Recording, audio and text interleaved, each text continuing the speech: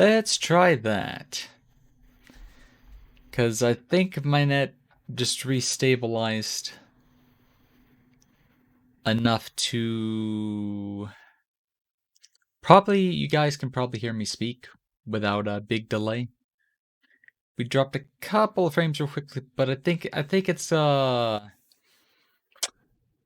think I can actually speak and stream now. So let's just roll with it there.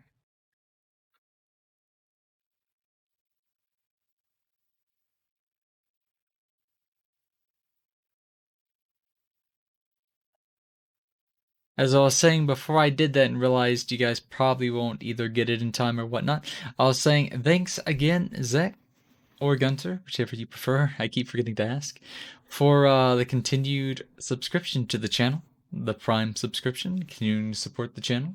Thank you once again. Just wanted to make sure that I actually got the thanks out while the stream was going, instead of on a like really big delay or something. So I guess we really didn't miss much.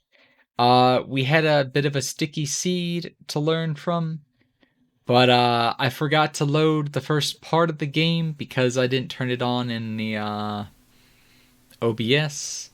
Then the BGM was on for like 30 minutes, and the first part of the stream was an absolute train wreck. And that also had to deal in part because my internet connection was just dying. Well, thank you. Yeah. It's hard when well, I mean, yeah. Well, yeah, when the streamers queue stuff, then it's hard not to. But hopefully the net's going to stay in put for round 2. So, what I'm going to do is you have to give me a moment. I need to stop the tracker. Let me hit the reset button. Stop the Lewis script. Okay, the little robo guy needs to... There we go. He needs to reset for me. So, I am... Well, what do you guys want to see? I don't know, like, how long and stuff you'll be awake for. So, I'm gonna, I guess, mention a few other things while you're thinking or letting me know which you'd rather see. What is sleep? I know that. I'll be like I could be up for like another 6 something hours because my sleep schedule's flopped. But for those that are gonna stick around, I do want to offer the choice.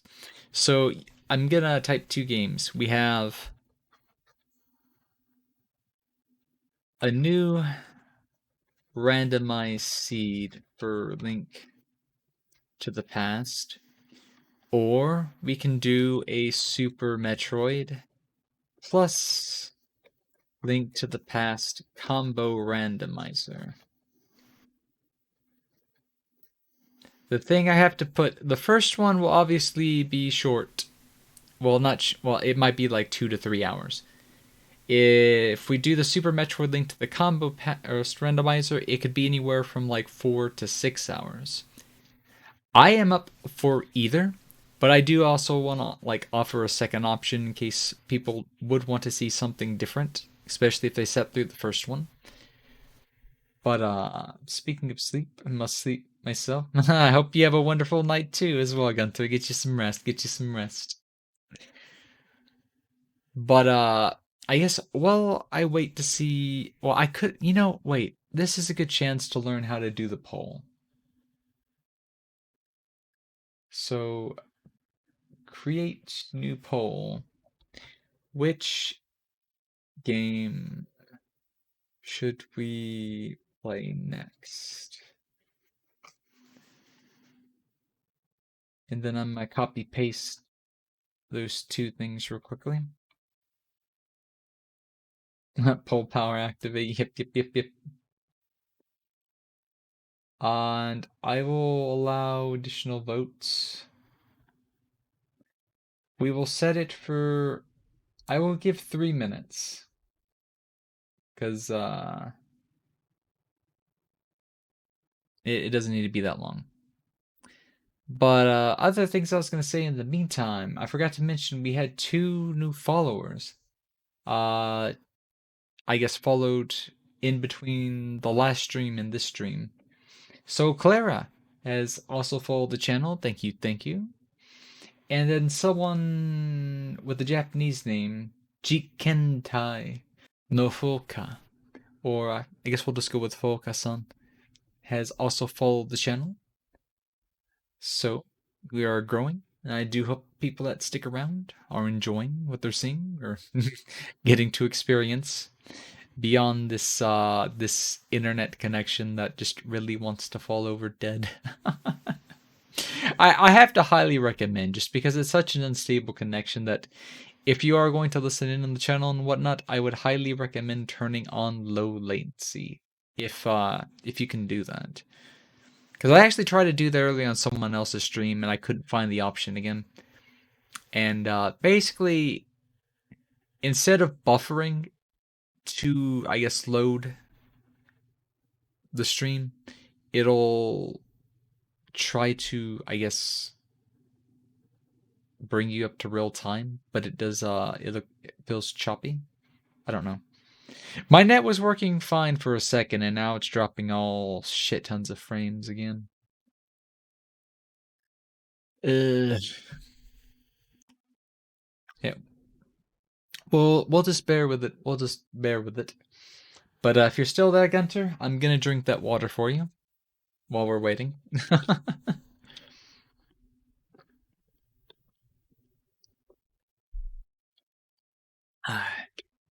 Thank you for the H2O.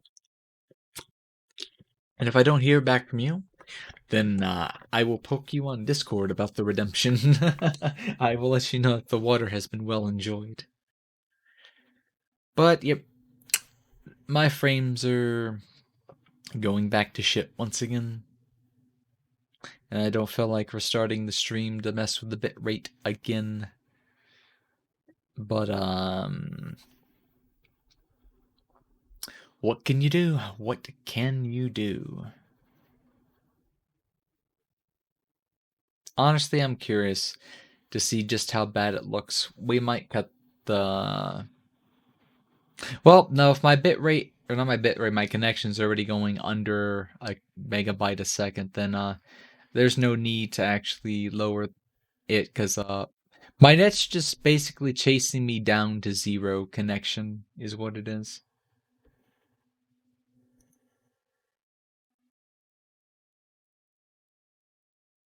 Oh, nobody nobody wants to see their game. I don't know. What would you guys want to see?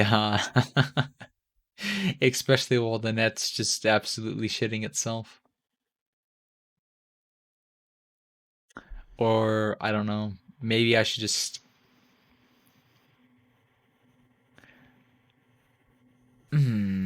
let me see. Let me see. I think I know what I'll do.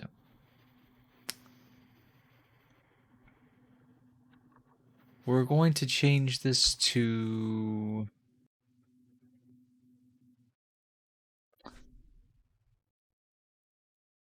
I want to say this is...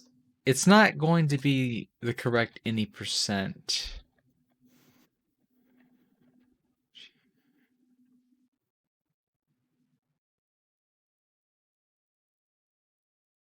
Oh, I know how to type it. It's going to be any percent NMG, but no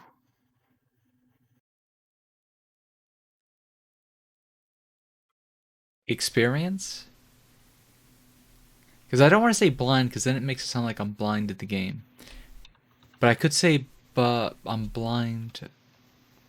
How would you say you're going to, like...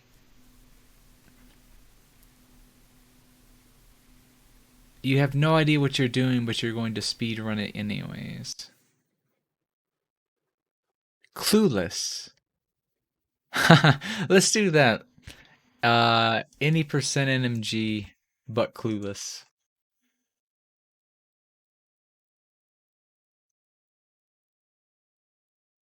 And basically what this is I will play the game start to finish, do it as fast as I can,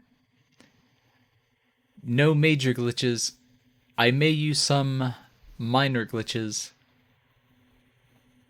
Hmm. Or should I do no glitch? Well, I only use like very few glitches to begin with, because you don't even use Icebreaker. This just means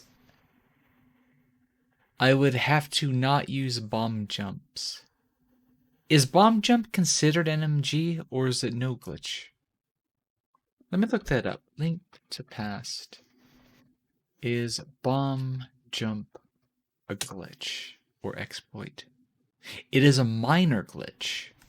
Okay. I would think it's more of an exploit, but for speedrunning reasons, I could understand that. Okay, okay, okay. I wouldn't think there's anything too major about NMG. I do know that would you even bother with the bug? No, no. Because I think you would skip Hobo. In NMG any percent, I think they fake flipper to would they get where let me see. What would they do if they were to fake flipper and they didn't do Hobo? That it would take them to Waterfall Ferry. But if they don't have the Moon Pearl, they can't get the items. Wait, there's not chest anywhere. That's because you need to throw the boomerang in. You need to throw the shield in. So you would skip that. You'd skip that. So you wouldn't even go to Hobo unless you want the bottle for emergency. But you're going to get one bottle from Below Sick Kid. Where is the second bottle?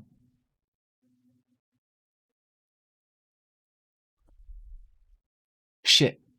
I don't remember where the second bottle is. I know there's a bottle in Purple Chest, which is very late into the game. There's a bottle at Hobo.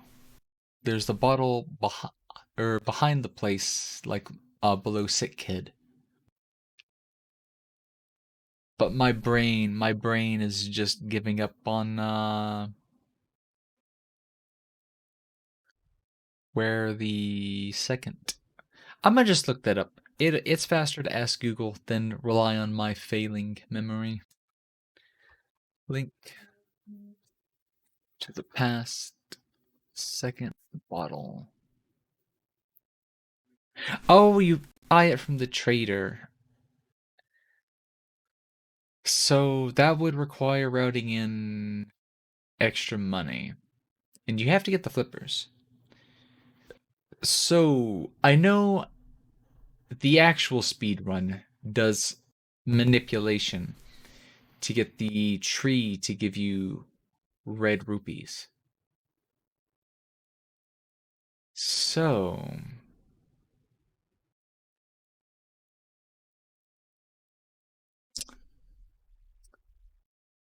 if we skip doing the manipulation, we could do thieves. By thieves, I mean mini Moldorm cave. That would give us 300. It's 300, right? Let me see. Mini Moldorm cave. I forget what the other chest in there gave you.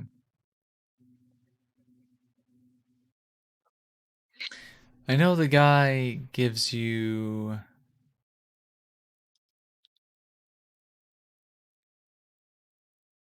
300 rupees.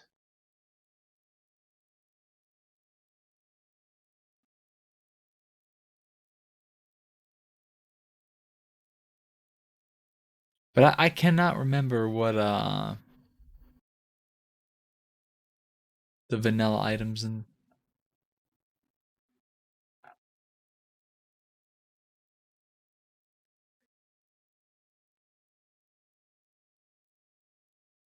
let me see if I can pull up Lake Hylia. No, that's not gonna work. I guess the only way to find out would actually be like to go into game and stuff. So yeah, let's. This will be so bad, but we're just gonna do it for the hell of it. And since I didn't get a response from Gunter, let me message him real quick.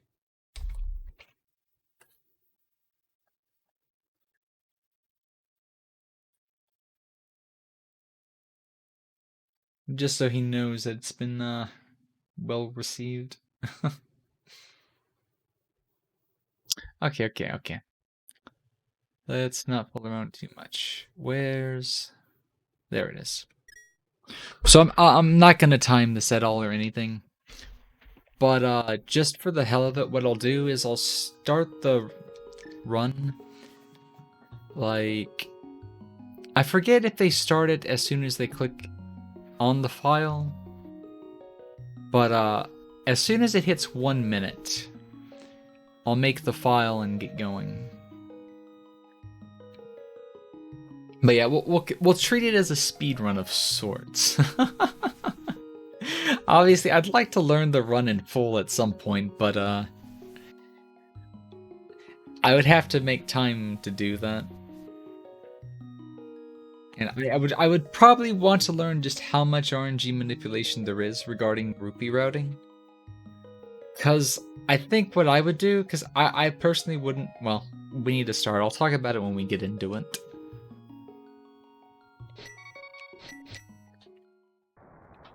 And now we tech smash.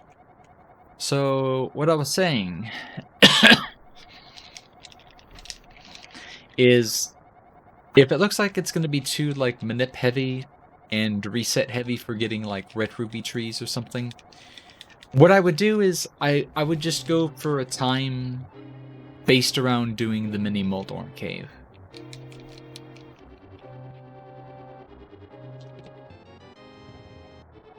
Yeah, I almost feel like they skipped the first chest because there's like 3 chests you can get the... Well, actually they might not, because I know the 3 chests would give you rupees. I'm not sure if you would bother picking them up for 5 rupee. But it almost feels like it wouldn't be a bad idea.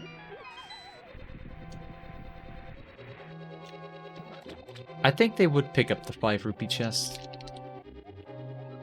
But what I was saying is, I would probably route in Mini Moldorm Cave just because it's fairly quick, and it would save me from doing a lot of I guess resets.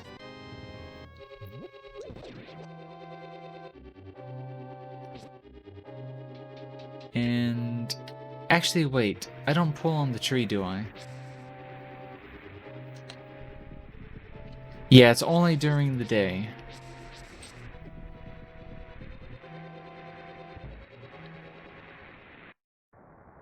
It's been so long since I played this vanilla too. I expect a lot of dying.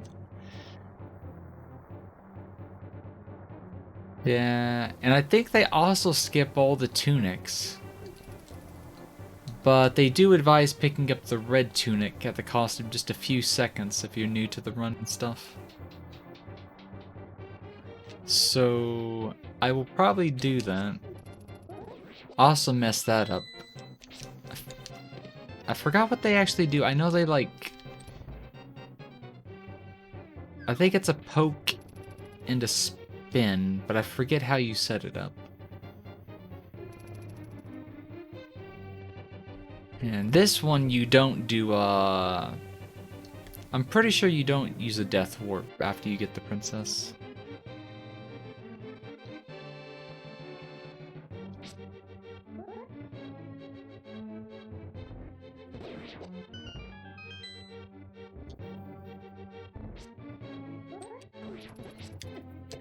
Okay, I messed that up. I feel like it's easier to come in with the sword already ready to poke.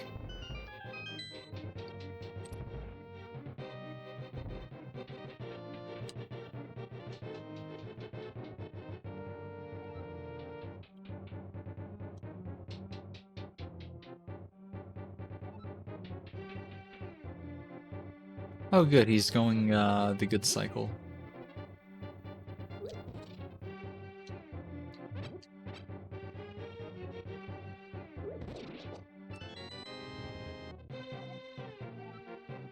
Grab this for the 5 rupees in a second.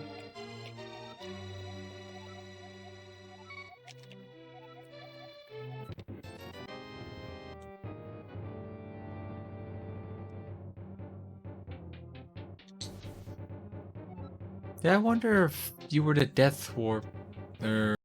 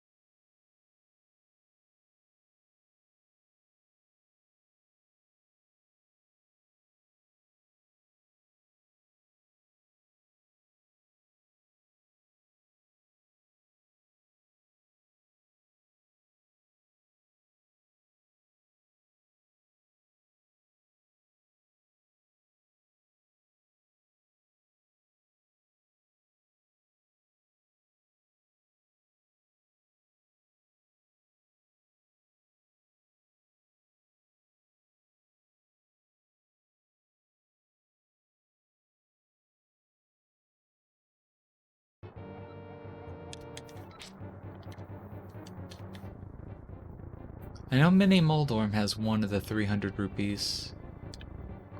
But I forget where...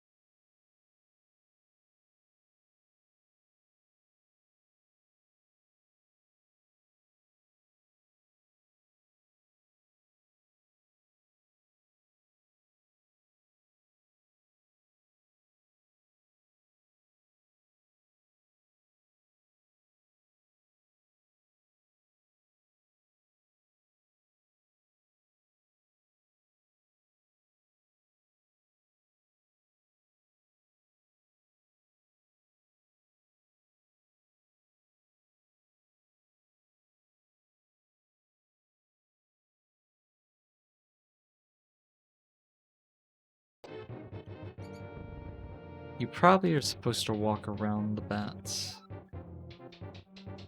Probably.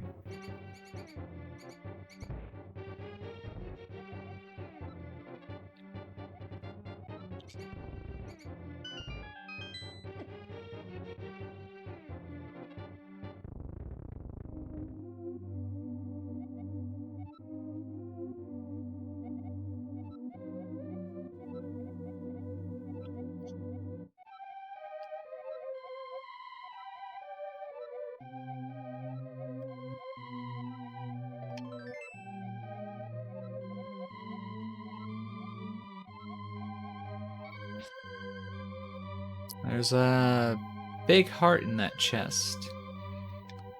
But I feel like it would... I felt like you'd skip that one. I also think I would get, like, stuck trying to get around it.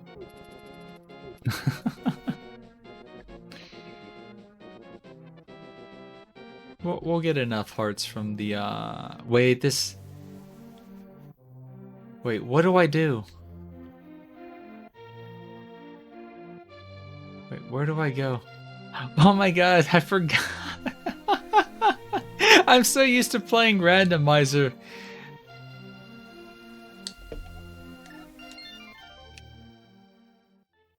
I know I go eastern. So I guess I was supposed to save and... Oh, you probably grabbed the heart. Just from muscle memory. I'm already losing time. So, what I think you would do, you would grab the heart. Actually, no, it's still... I don't think it'd be worth grabbing the heart. Fuck. But either way, whether you grab the heart or not, you save and quit out.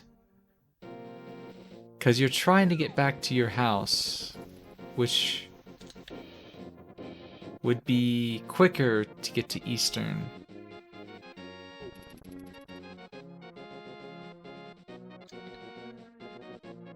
Instead of walking there from Sanctuary.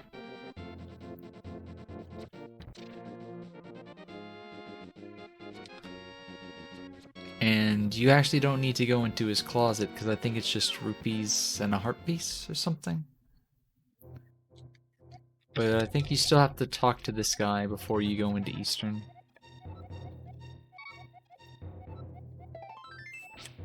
I might be wrong, actually.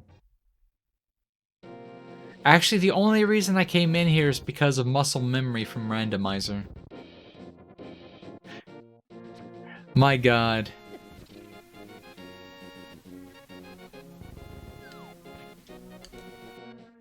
I knew muscle memory was going to trip me up a little bit, I just didn't think it'd be this bad. That's hilarious.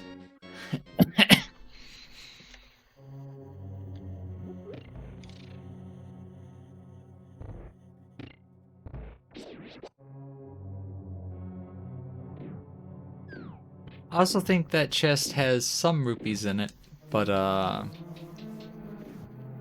think you skip over that one. I think bare minimum is you need money for... Wait, you don't go this way. Because that's just either the map or the compass. Which you don't need either.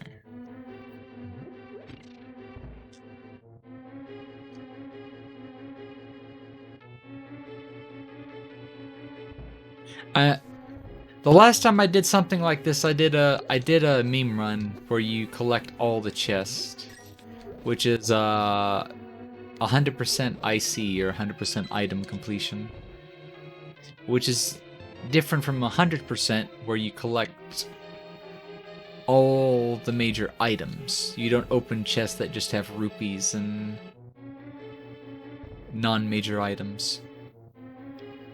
And it took like... Wait, we don't have the thing yet.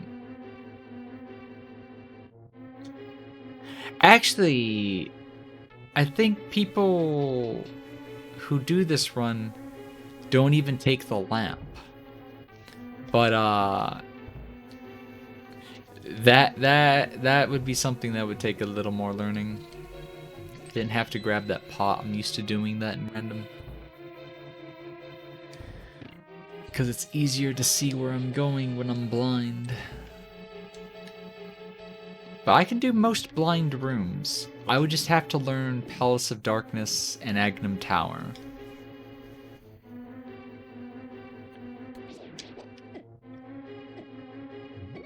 Oh, I can't do that now.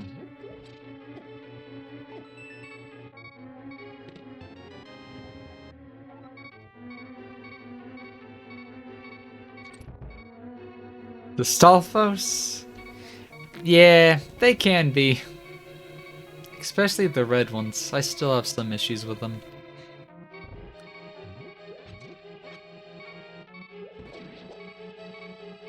Also, really nice HP right now.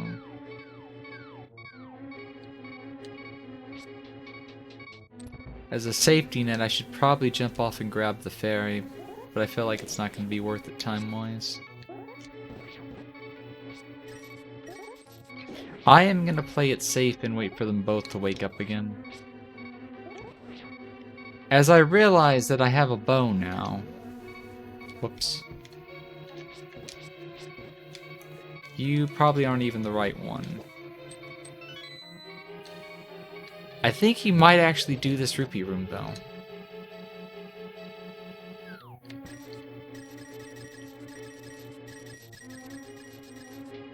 Especially if you're, like, supplementing for rupee RNG. Hey, what's going on, Pancake and Will? How you two doing? I know Will was here earlier because they were doing the glasses, but I forgot to say hi. So, hello once again. Oh, wait, really? That happens to me sometimes where I take damage instead of clipping through. You'll see what I mean when I do this again. I'm not sure what actually causes that, whether it's a chance that you take damage or if I did something in the inputs. But usually you hit the switch before the green Igor is active.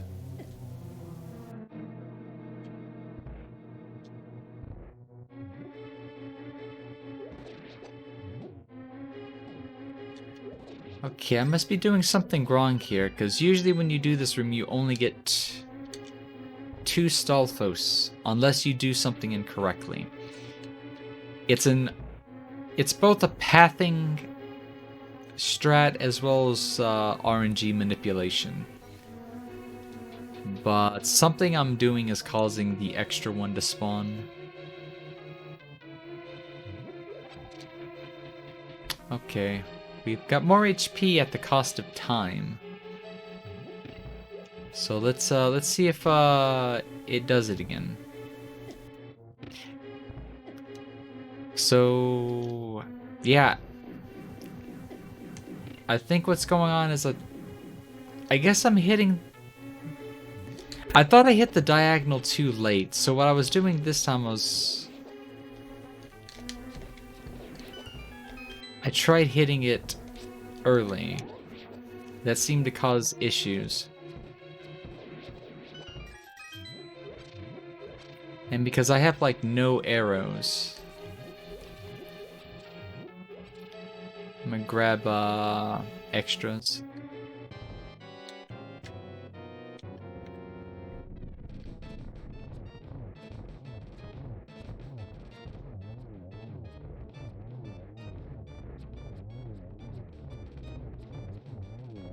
I messed that up.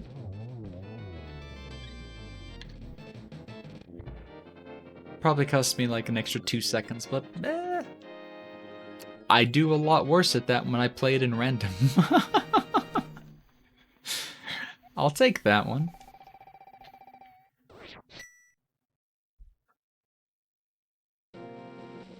Oh, shit, I know. When I went to Dude.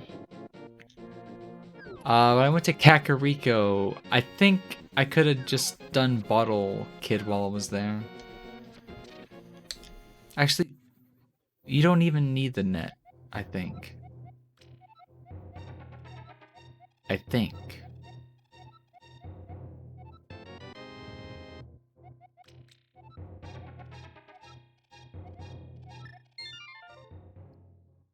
So we've gotten like no bomb drops this entire time.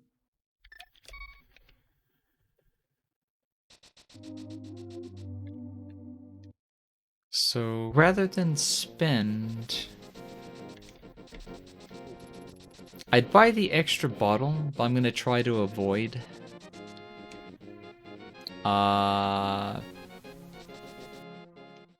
using it as a safety net.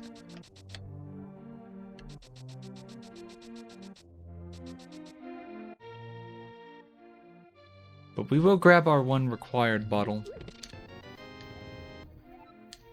And just in case, we'll grab the net. I highly doubt this is going to be a deathless, considering the green Igor already killed me once. And that was not even a death I was thinking was going to happen. So now that we have the boots, We need to go and grab the Book of Medora.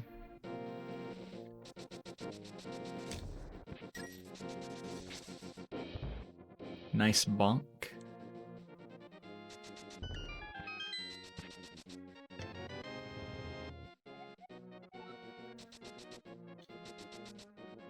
Wait, we don't have the Titan mitts, right? Yeah, so we have to save and quit here.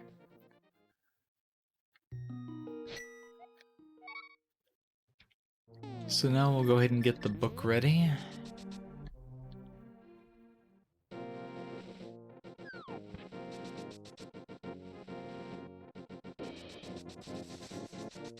I was a little off there.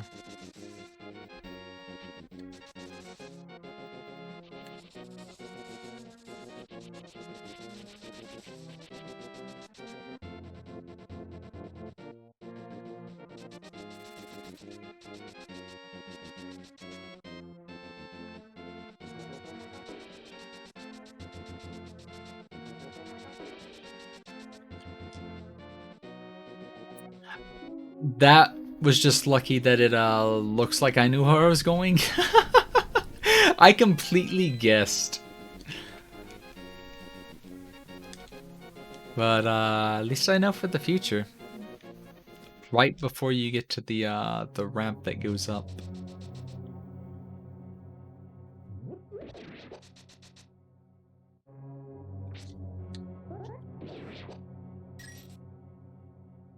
I think I just need the big key for this, right?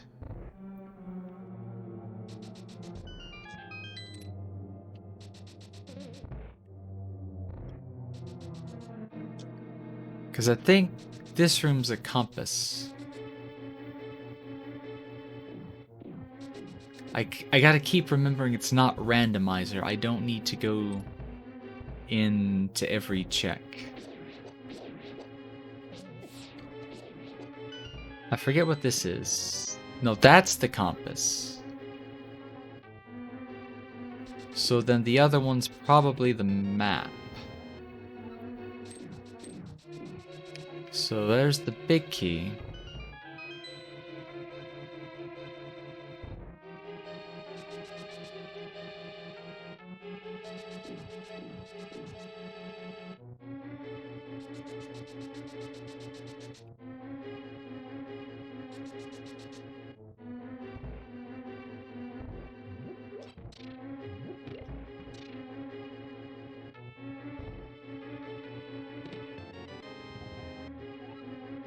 Now this is a real good test in memory, is like, how well do I know this game enough to even attempt a speed run at it?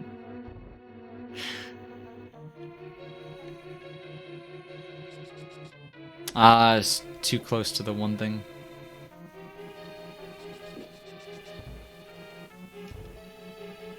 So normally you wouldn't do this, but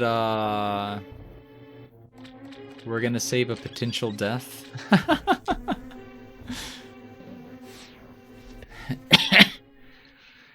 I forget what's on this ledge, but I think it's just a piece of heart in vanilla. So we can avoid it. We're gonna need to switch back to... Alright, you can't do it that way. You have to go down. You can't go up from the bottle. And then if you hug the bottom, you can actually dash into a locked door. I will take this Rupee RNG, because that could save us. And if you hug that candle, you can also dash into this door as well. And this one, you just grab it because it's in the top right. Bonk. I didn't mean to double bonk. I think the top ones are arrows, but I forget if... Actually, I think you do shoot the Igor, not the Igor. Let me see.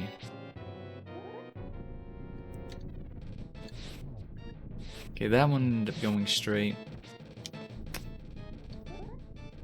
I do not know these patterns well enough, but the first 3 I know are fixed.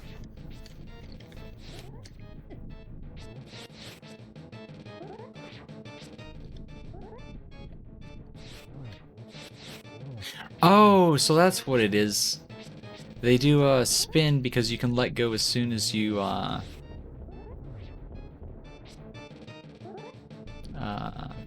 shoot.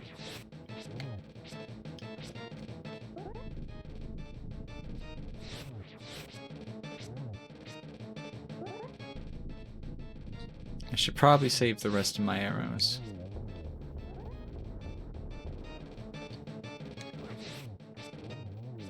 Oh, that was really lucky I caught it right before it went back in.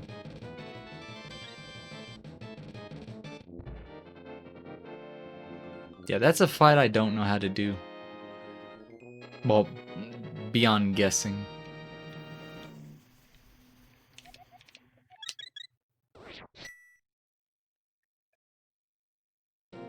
Okay, so with this, we're free to go to Death Mountain.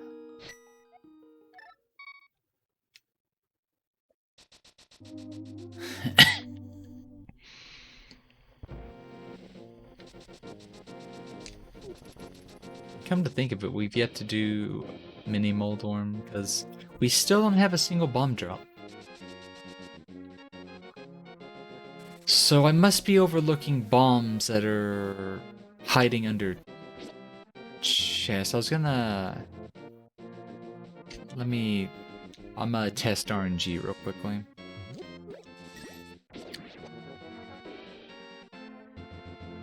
I'm gonna roll RNG once on this. I'll actually take that. I was hoping for a bomb tree, but a little extra rupees means we'll probably just need to do Mini Moldorm, and that'll be our Zora money.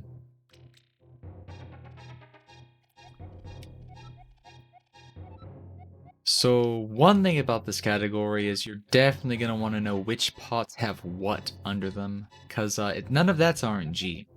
All of it's been placed with like guaranteed drops.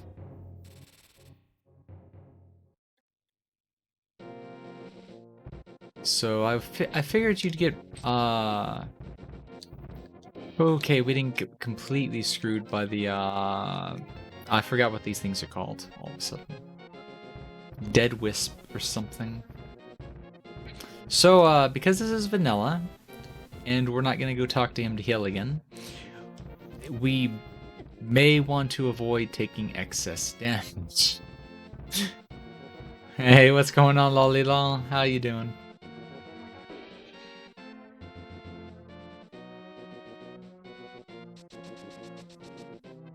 And we don't need to... Oh, that's right. I forget you can do spin slash. But I forget which item you use to do it. Because I've seen someone who actually runs this and they already use the...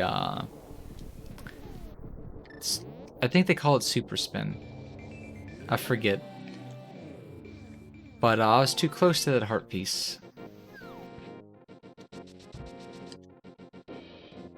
Delay isn't terrible. That's good, that's good.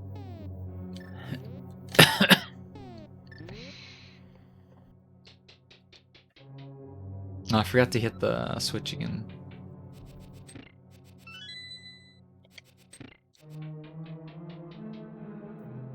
So, I think you have to...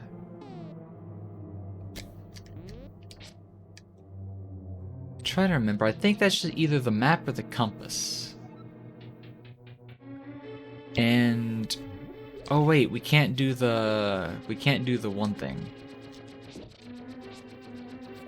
because we have no bombs.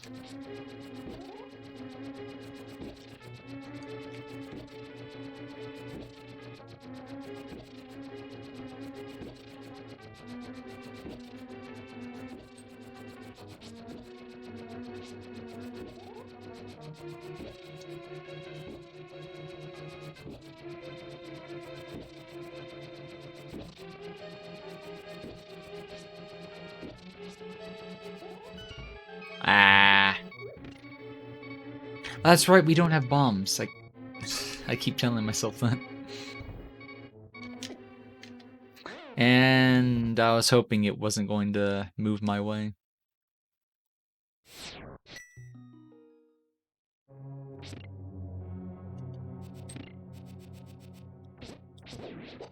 Yeah, because what you do if you have bombs is you place a bomb after you hit the switch, and you can stand in an invincibility frame. It also makes sure that the orange pegs are down when you go into the next room. But yeah, that's strange. Not a single bomb this entire run.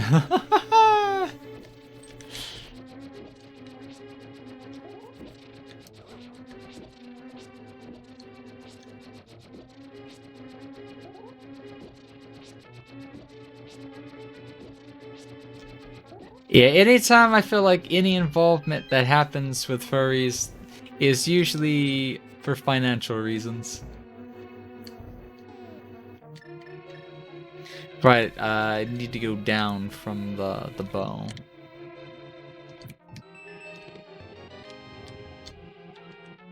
And I think he would death abuse, except these guys do like... Shit, I didn't mean to do that. That's gonna be like... The bone does more... No, it still does half a heart.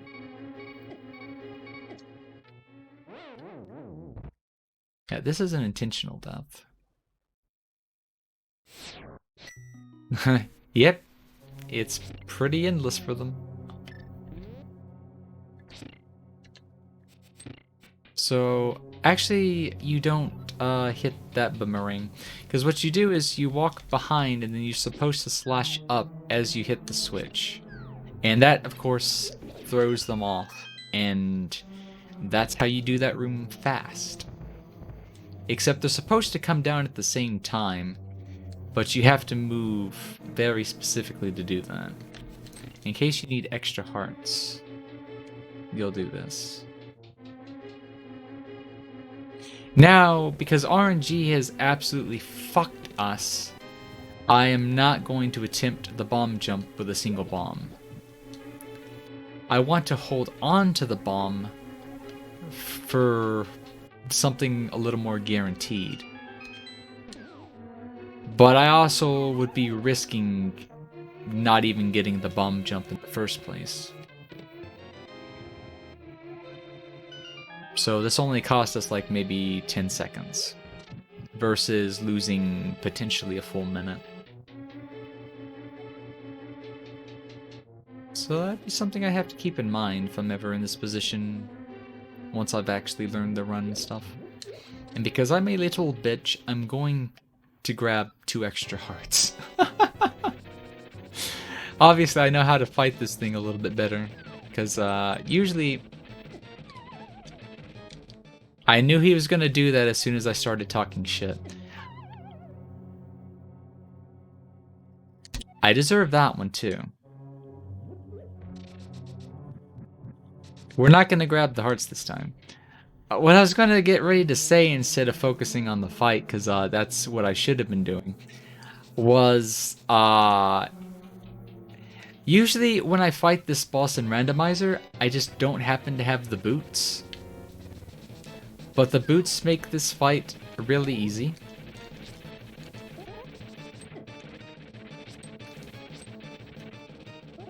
If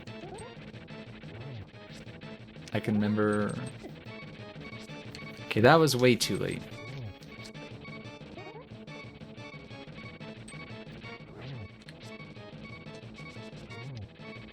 That's what I'm supposed to be doing.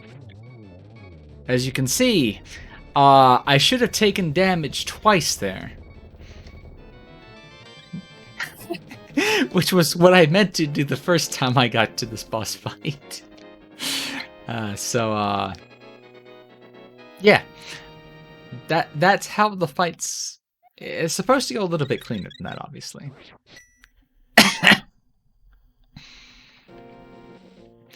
Okay, so...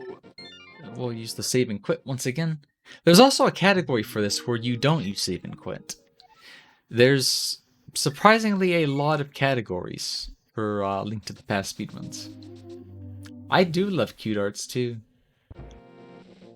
But they can be very expensive, and I am not a furry. Nor do I have the wealth of a furry.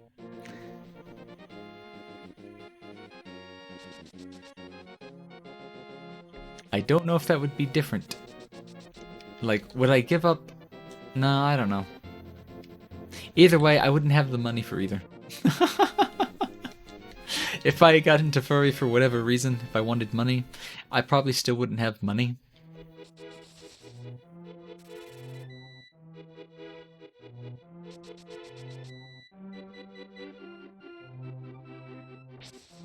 And we'll actually grab the shroom.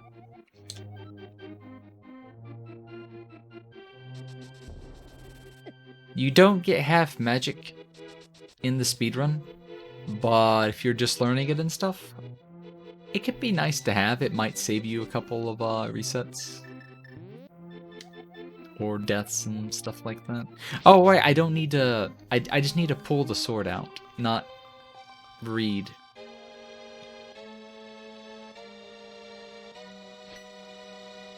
This is definitely going to be something to start with before I actually learn it, because we'll probably do a few of these really jank runs just to get a feel for the game.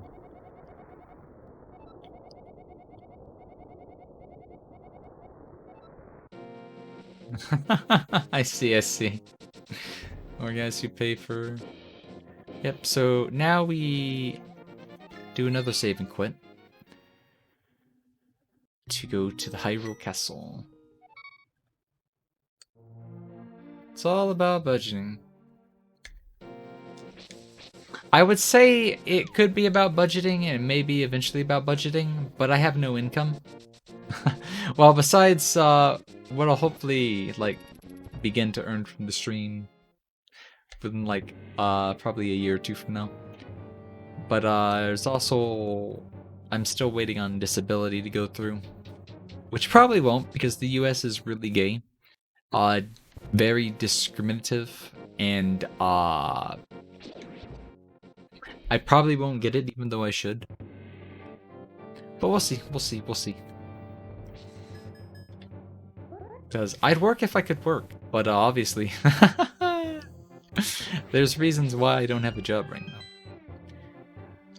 I see someone who does that differently. But if you only need one spin sword, I feel like that's faster than what the one guy I watched do. But he might also be using an old route. Or just isn't aware of it, because the person that I watched do this run often is not an active run anymore. He does it because it's stream content, I guess. I see. Yep. Oh, trust me, I've worked in customer service. That shit was depressing as fuck. But, it is a job. Oh, right, I need to kill the archer. I like how... it's like, I either forget about the archer or I'm thinking of the archer and I'm killing the wrong archer. I also did that wrong. I need... slash... poke... spin. I didn't need to wait on that item either. Then we poke this. And I'm in the wrong position for getting a... I fucked that up. I fucked that entire thing up.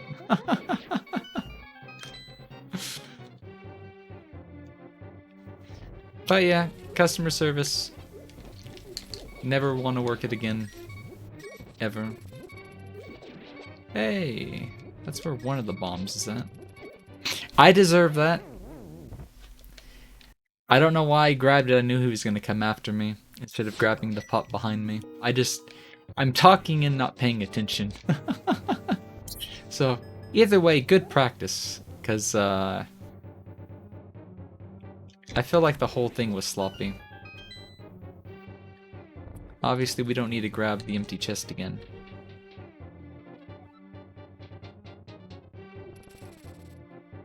What I'd be able to do would be very limited, and also it'd be like it comes and goes with my mental health.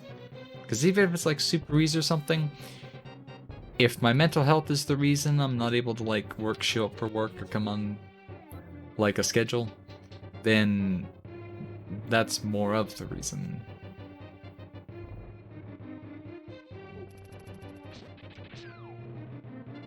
I keep forgetting I also have the boots. I play so much randomizer that it would take so many of these gimped runs to remember what I'm supposed to do and not do.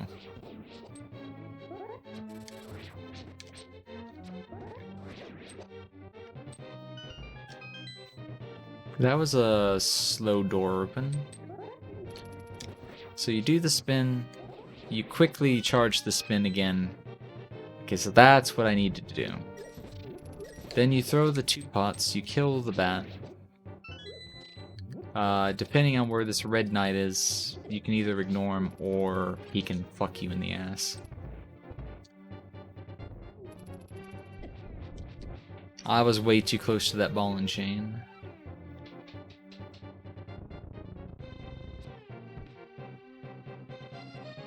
So I'm gonna shoot 1 arrow, just because he's in a bad spot. This guy also saw me early again, so that was not safe. But we didn't die.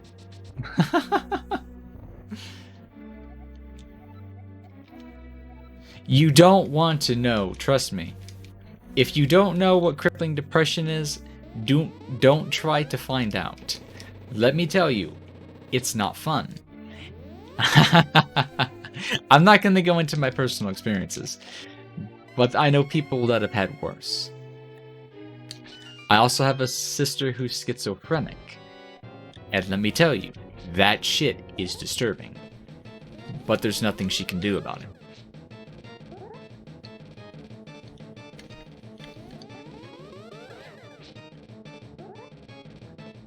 I know the buffering's bad. Mediacom is an absolute retarded ass piece of shit and just throttles me down to 2% of what I paid for.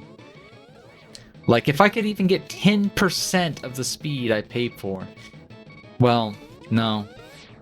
They'd have to at least give me 20% of what I paid for. But the point is, they don't give me shit.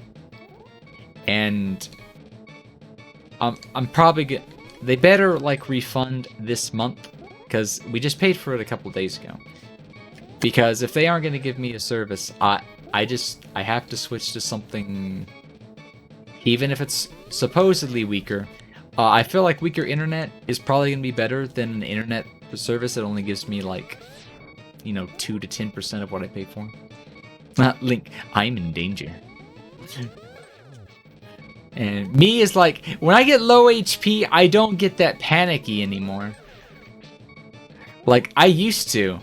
And, like, once I started, like, doing randomizer, like, slightly learning the speed run, and I probably should have hit that first ball.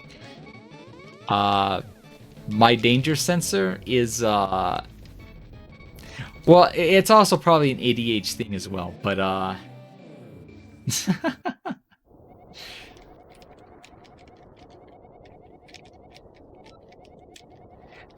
And, well, what I mean is not so much knowing of, but having the experience of. It's just like, I'm one of those curious cats, but there's just some things, like, there's no need to have experienced or have to have experience, like, on a day-to-day basis.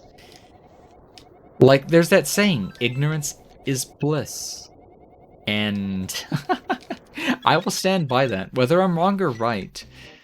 There are just some things you're better off not knowing.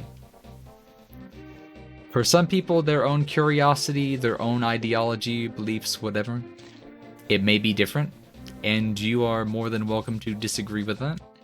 I have respect for all opinions.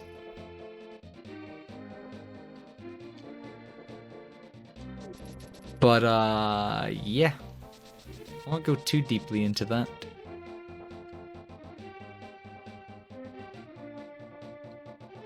I would just think, like, common sense-wise, there's no reason to know what, like, true crippling or chronic disorders are like. What they feel like in trying to experience them and stuff. For the sake of knowing.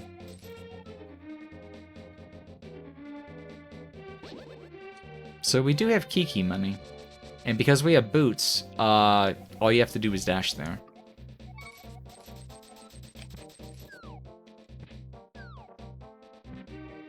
So that's one thing that, any percent in MG is. Okay, that's a wall of text that I probably can't read right now. Like, I'm definitely not going for a time, but, I kind of do want to keep the spirit of it.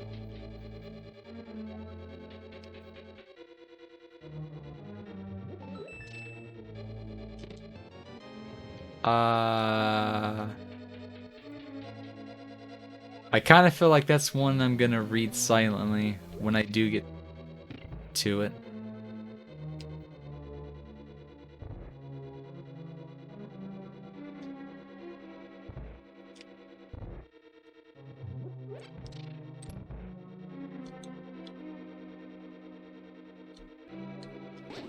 Shit.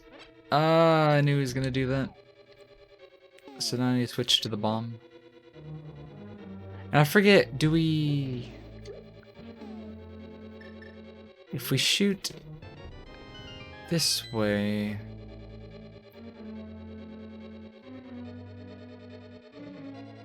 Or am I... Wait, no, we gotta grab... Cause this is what I didn't do in the randomizer, by the way. I thought there's a red Igor past the one door.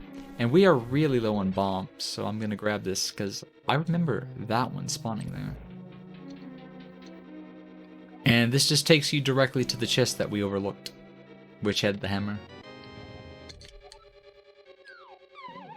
Which means you don't even have to walk off that one edge, because this takes you to this room, which has another small key.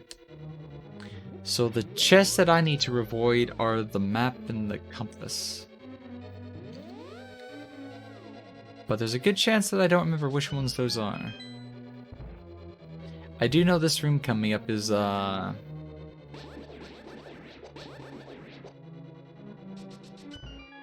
have the Igors, though. There, whoops. Okay, since we're low on arrows, I'm gonna grab these two. Then we go a little to the... I'm on a bad cycle.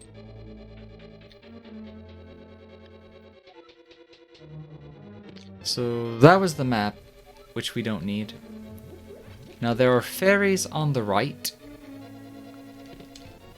which I guess for the sake... I don't think I'll die. We don't have the hammer yet. So... I think before... No... I'm actually not sure which is faster. Because if we go back here, then we can grab the extra bombs if we need them. And there's two ways you can do this.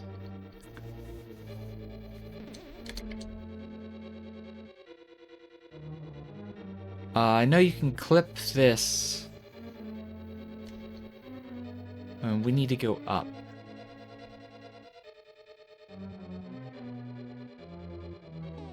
We're gonna have to do this with the bomb again, right? Or, here's what I want to know. How am I supposed to get up there? Normally. Because... if I throw the boomerang... then... it would have to be a bomb, but the bomb's so finicky when you do this. Okay, I actually thought I missed, so I guess you just can't throw it too close. is what's throwing me off. Okay, I messed this up. I messed this up.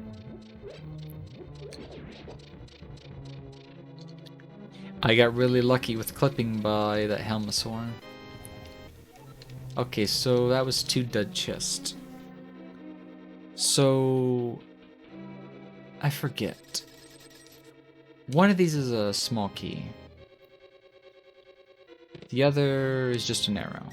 Okay, so it's the left chest that we don't grab.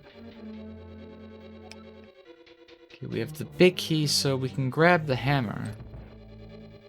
And then we would mirror back. Right, you do that one clip so you can get to the room on the right. And that saves you a couple seconds.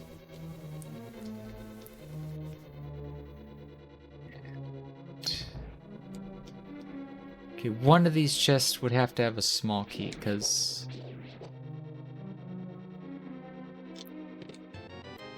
Ooh, there's some bombs. You don't grab that chest unless you're low on bombs, probably, huh?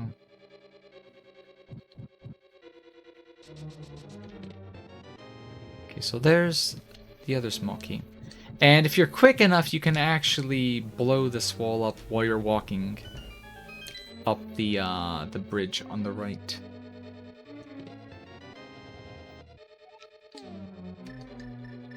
I went the wrong way. Okay, so this is where I was talking about the bow flip shot.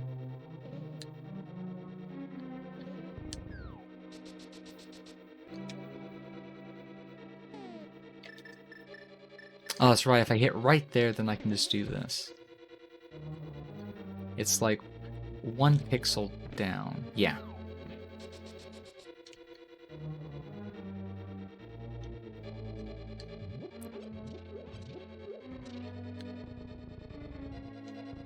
And I will probably grab the hearts. I forgot you can bonk into the wall even if you're doing the item dash.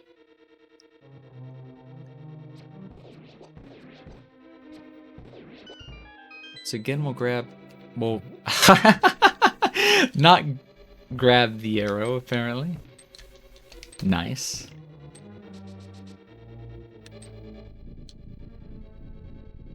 That was funny.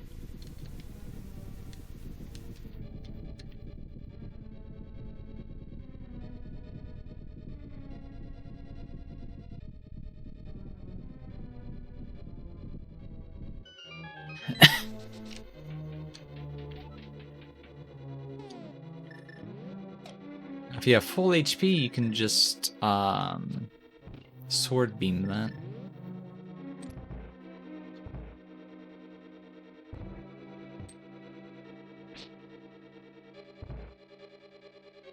And I think you do 1 spin slash here.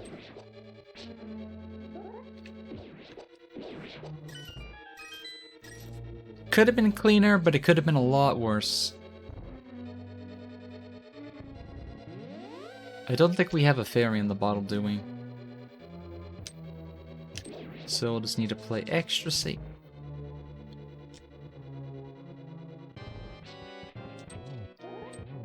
And I forget if it's faster to spin slash... Oh, don't give me a fireball this early. Especially in that position. No! I prefer the tail swipes. Why you gotta give me bad RNG?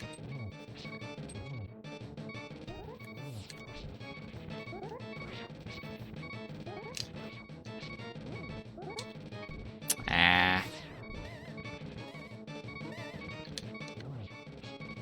Stop with the fireballs. Oh, he went really quick with that tail swipe. That was like instant. So yeah, I should have grabbed the fairy. But it's good practice either way.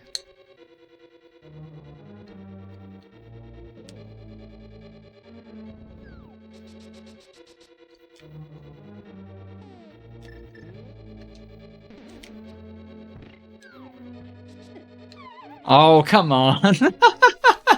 The red guy got here so quickly. That's not even fair. Because now he's, like, guarding and shit. Like, I have to die right there. That's just...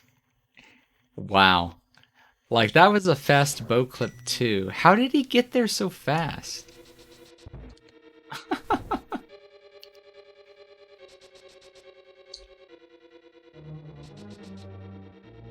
What's stall?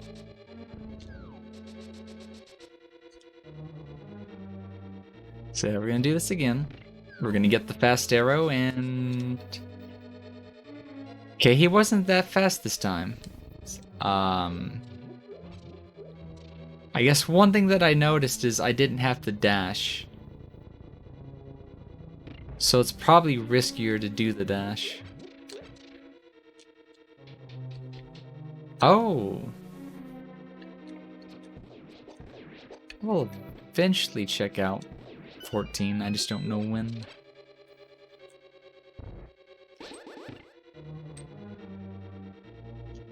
Stall. Oh, isn't that... Oh! I thought that was Popo the entire time. You know, from, Orange Juice. I forgot to charge the sword. Actually, if you wait a little bit, you get a cleaner hit. Wait a second. Why is there 8? Or did I just not see the other ones die? Or did they get hit by the sword beam by accident?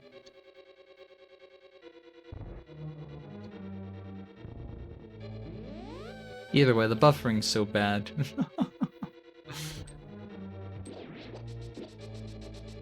Okay, let's do this again.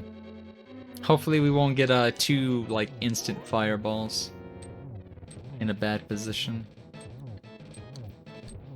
Like, that's what I want him to do. I want him to do the tail whip first. Because if I do, I can potentially break the mask before he does the first fireball. And I probably should have waited on that fireball. Yep. I did that one to myself.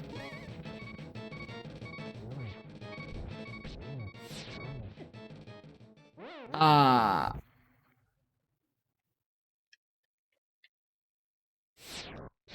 This is one reason they recommend buying the bottle from the trader.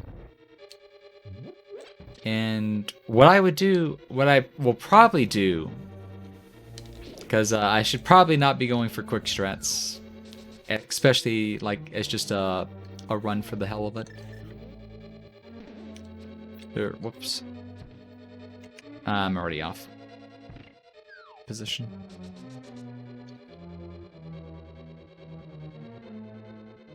I forgot what I was going to say. I probably need to just do the bottle stuff.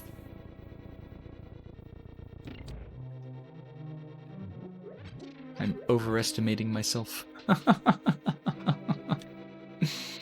as long as I'm having fun, that's the main thing. I'm not even paying attention right now.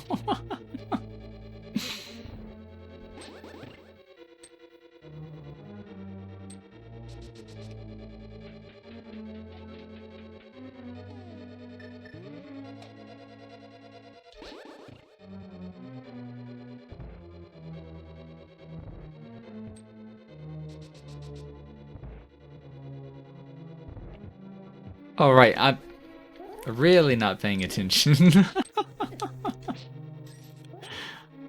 This is how not to do this room.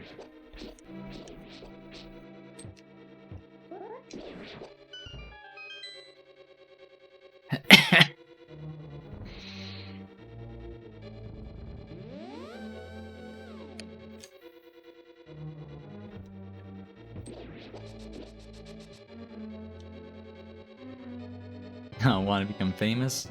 Well, Zank's not here, and I've not got a... Oh, that's 2 of them. I feel like the bots have gotten to the point where they'll actually wait out your, like, 10-minute... I should probably set... Well, even I set it to an hour. The bots would probably sit in the channel for an hour until they spam their message after they get verified.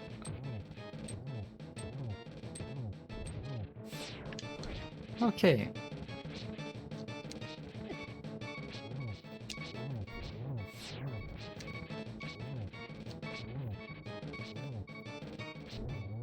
There we go. I almost lost that one. Because as soon as I broke his faceplate, I immediately started taking damage from not paying attention.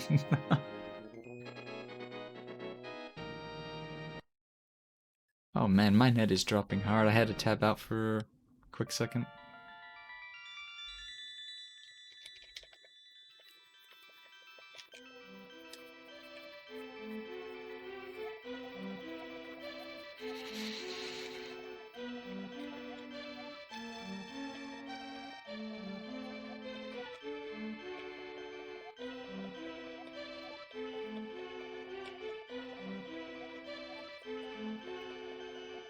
Still, it's good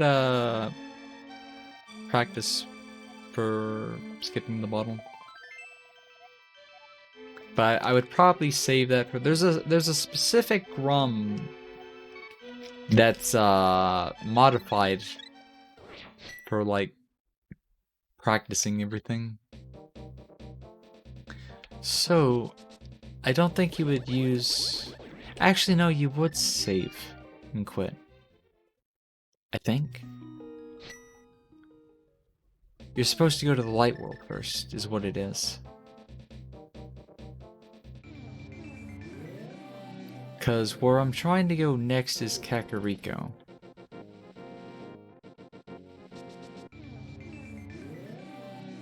Because, yeah, that sends me back to the Dark World.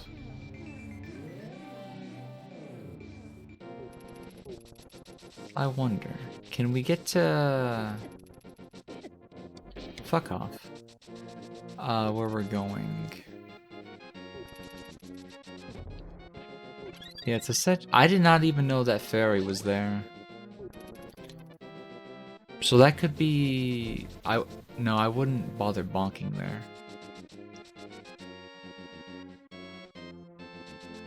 But... You're intended to go to Swamp Palace next. However, the game is not completely linear. So you could technically go to Thieves second if you wanted to. And that's what I'm wanting to do. I'm wanting to do Thieves because I'm wanting to get Tempered before going to Mothula. Because, it's quicker, I think at least. And it's also safer to do Mothula with Tempered. So in favor of both speed, because you'll have it early tempered, technically.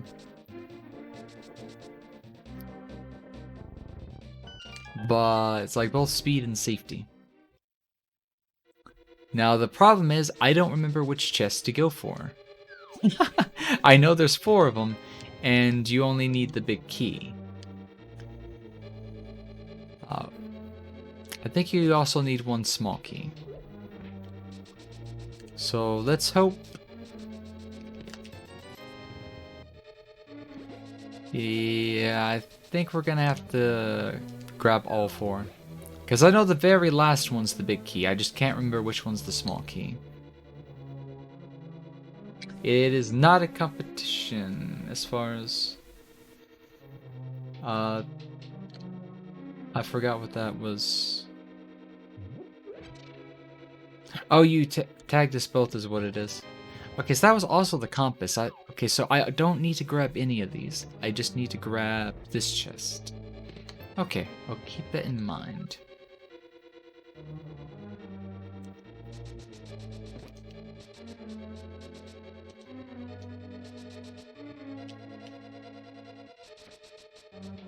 I was very lucky getting past that fireball. Fire snake, please don't do that. So I keep wanting to grab that one, but it's a small heart. The key is on the chest on the right. And if I'm lucky, I'll have a good cycle right there. As well as right here. Nope. The bow got in the way. I'm pretty sure that thing's called a bow. Like B-O. Like body odor.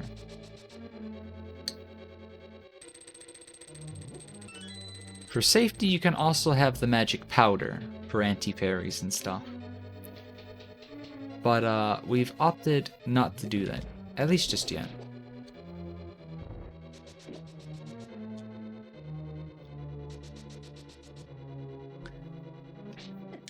That was unfortunate. I'm gonna grab a skull just in case. I think we need this. No, it's just a bomb. So I'm gonna take an intentional death here.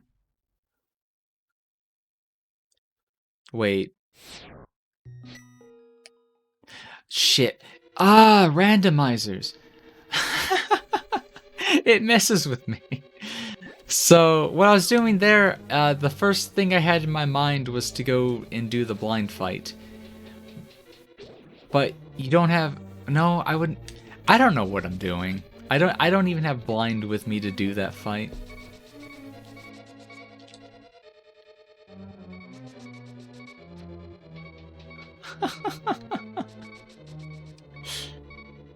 Nope. So... we'll grab the heart. Just in case. More like, probably actually going to need it. So I didn't mean to bonk.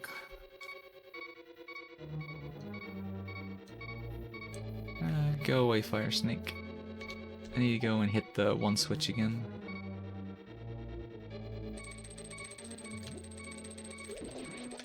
Whoops. Oh, that's gonna put me in an interesting position.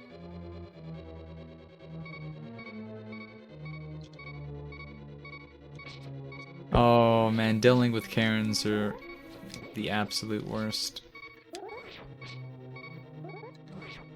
I feel like that's all you deal with, especially like when you do like student loan customer support.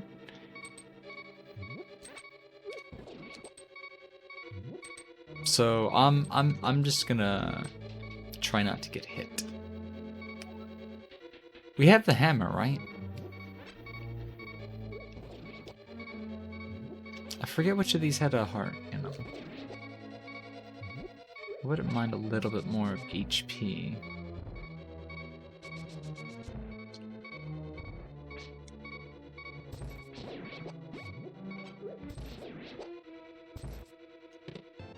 Okay, there's a small key. Alright, we already have the big key. Because we grabbed that in the one chest. And if you... I forget where you do it to avoid bonking. But I definitely missed my chance.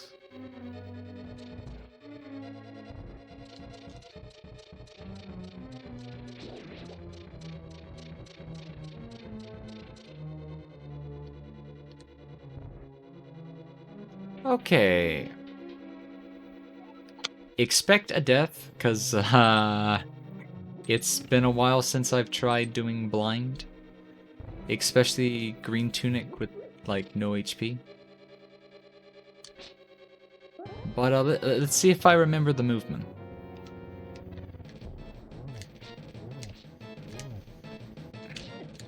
Ah, it ran right into me. That's unfortunate. Well, shit. I've never had the skull immediately run into me, and I'm not sure if that's actually where it spawns, or if that was just RNG.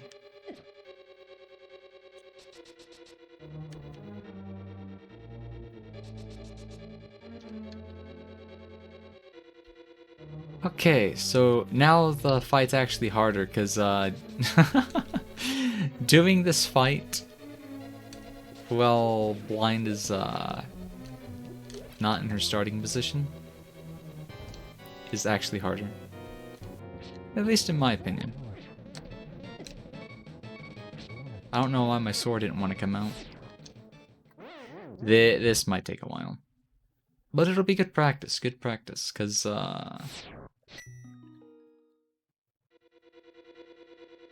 shit happens.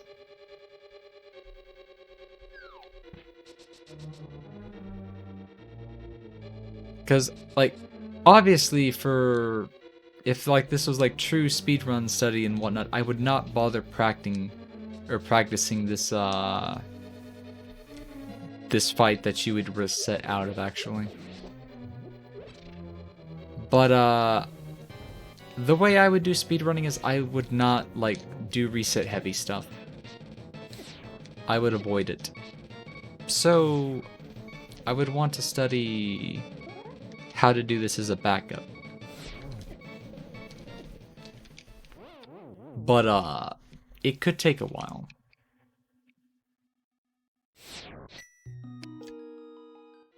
Because if I die doing this, like, later and whatnot, I'm not going to reset.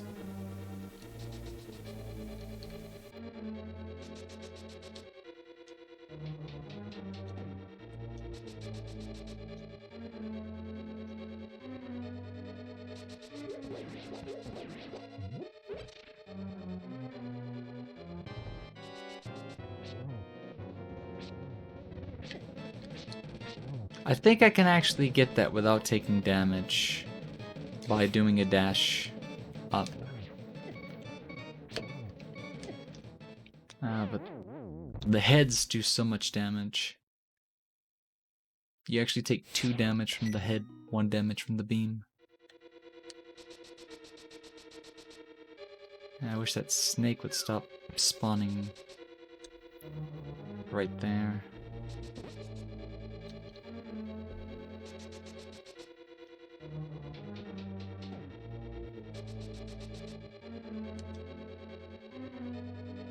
I see my bitrate's going to shit once again.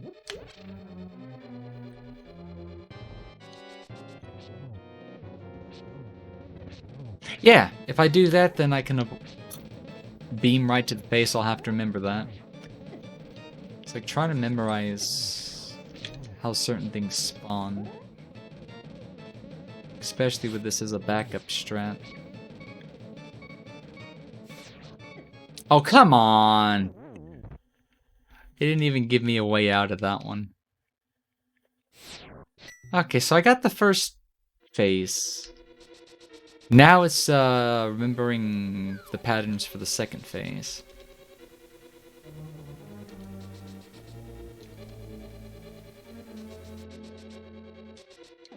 That was off.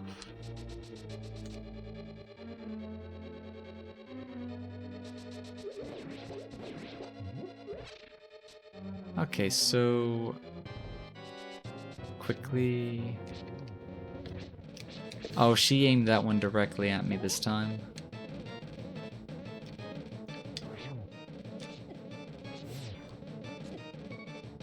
That was unfortunate.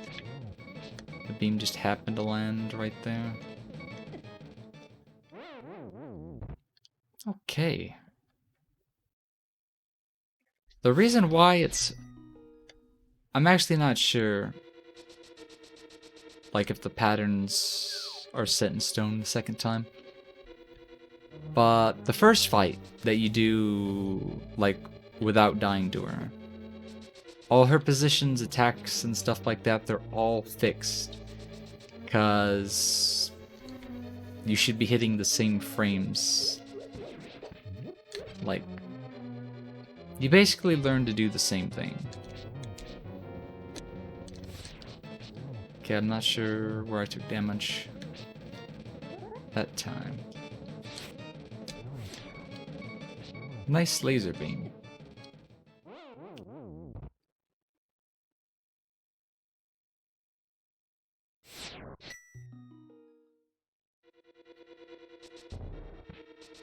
Bonk. Nice sneak.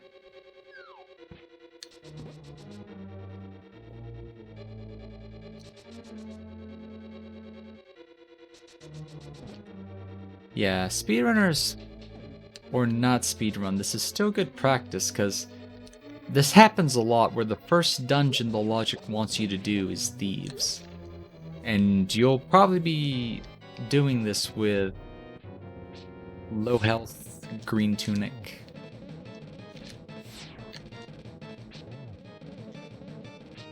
And stuff. And if you do it quick enough, she actually never moves down.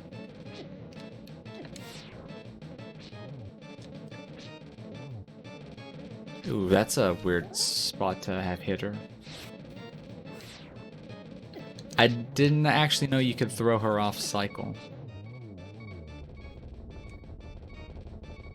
Okay, so that one I paid more attention to not necessarily hitting her, but not taking damage.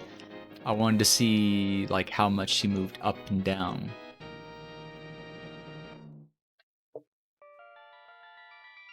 Either way, that was bad, but good learning experience, I guess.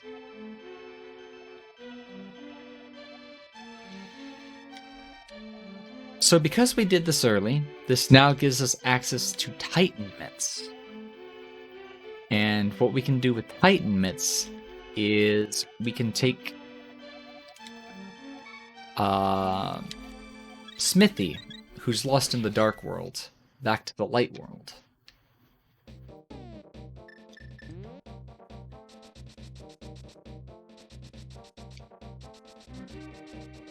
Oh wait, doesn't Sea House have 300 coins in it? If it does, that would mean I could skip doing Mini Moldorm Cave, because I actually forgot about that. We wouldn't be able to do Swamp anyways, because we've not gone to Zora. We wouldn't have the money for Zora anyways.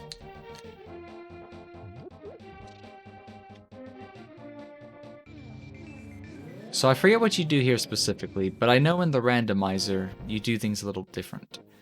Because, one thing the randomizer changes is where you would just take the guy in, leave, go back, talk to him, he gives you the item check.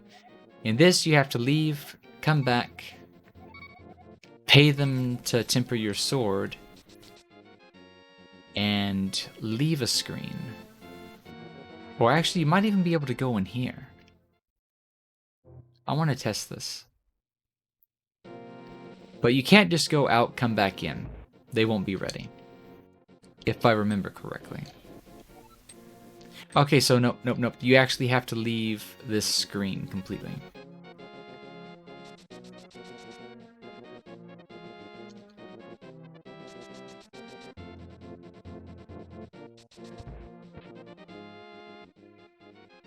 And then they should be ready. And this is how you get Tempered Sword, only doing 2 dungeons in. So now you could theoretically do K45. We don't have the flute yet. So there's 2 things. Oh shit, that's right. Oh, I wanted to check Sea House. I can't remember if it was a 300 rupee or if it was there's a small hut you can blow into. I think one of these does have 300. Yeah, Sea House has 300 rupees. So that would mean we don't need to do Mini Moldorm early with this route.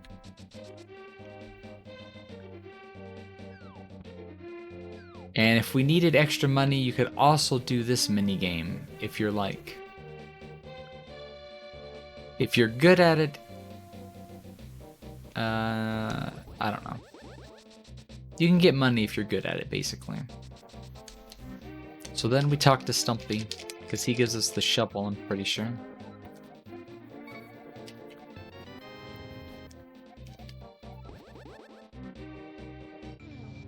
And then we take the shovel to go and grab his flute. come on. There we go. And then because we have the Titan mitts, we can get back to Dark World.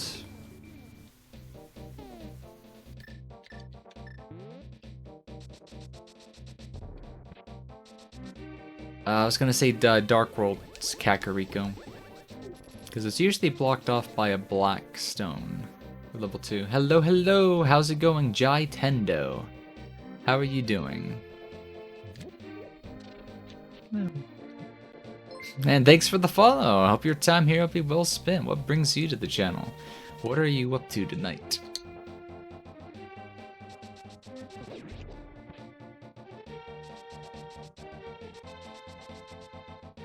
I got too close to the thief.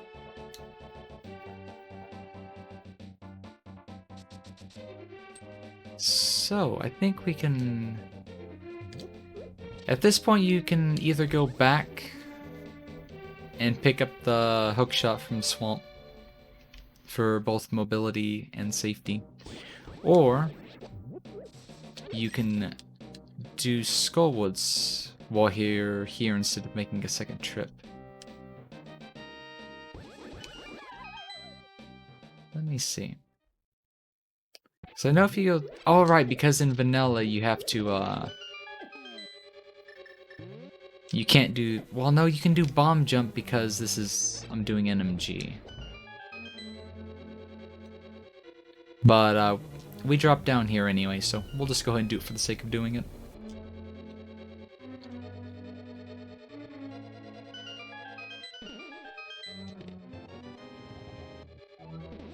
This is first YouTube first... This is actually not my first Zelda. This is me attempting a very bad, whatchamacallit.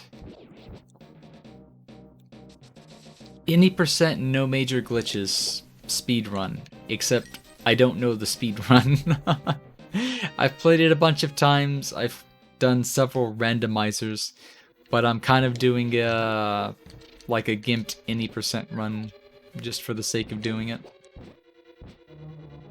So, fun fact about moving the stone. In the speedrun, you actually don't kill the little things. The way you move manipulates them to not be in the way. But I've not studied how to do that just yet.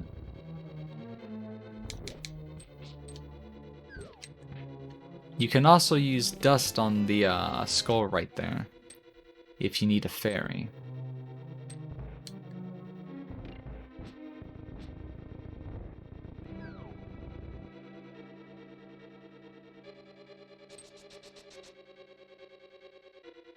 We will grab...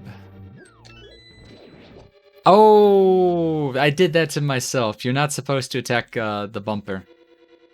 But it's hard to play a Zelda game without killing stuff.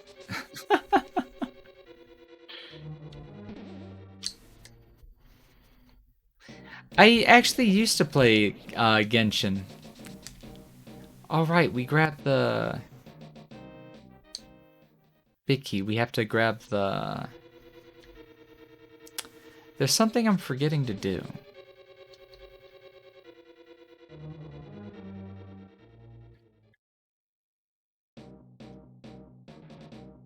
Oh, that's right. I'm thinking of two other chests, but I think those are both the compass and the map.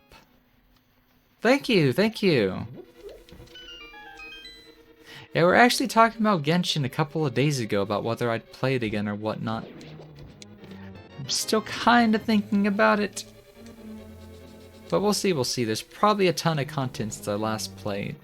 But I do appreciate the compliment.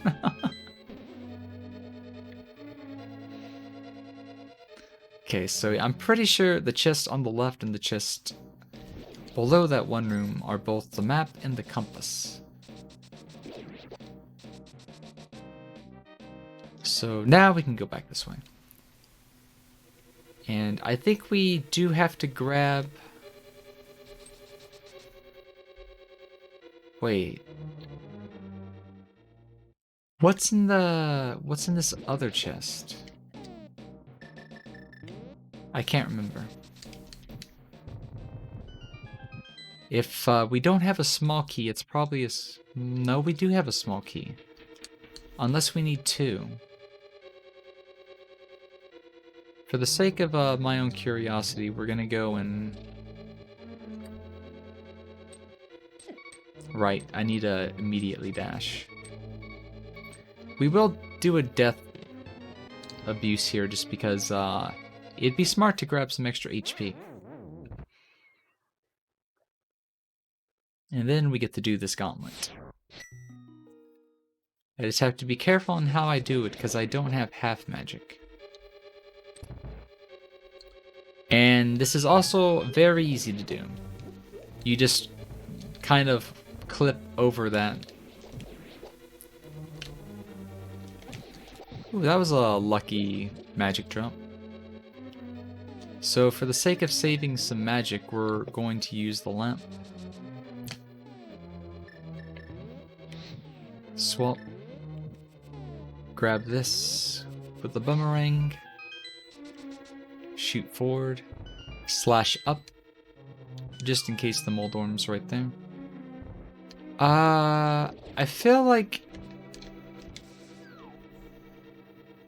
we're supposed to kill you. But why? Why is it? You drop a key, but we don't really need the key. Okay, this fight might take a while. If you know how bad Mothula is... Okay, I missed the first one. Okay, that's 2. Okay, that was lucky. That was a super good cycle. Like, you just don't see that. Obviously I didn't get the first hit on very quickly. But if you do a dash poke right as Mothula is vulnerable, you can get 1 poke up, 1 slash up, and then you pray for what just happened. It moves to the left. And you wait for it not to be by the spikes, because obviously I had a hit or 2 that didn't connect. But this is also why you want Tempered before you do Skull Woods. It makes that fight very fast. If you just do it with a Master Sword, it takes twice as many slashes. You need 4 hits with Tempered or 8 slashes with Master. Or if you're using the Fire Rod to hit it from a range, it also takes 8 hits. Basically, Tempered does twice as much damage as either of those. So, at this point, we... Oh, I know what I could have did. I could have just moved down a little bit, gone back to the light world. And then from the light world, I would have used the flute. So I didn't have to save and quit there. We didn't... Joke is on me, we never activated the flute. So... let me do that real quickly.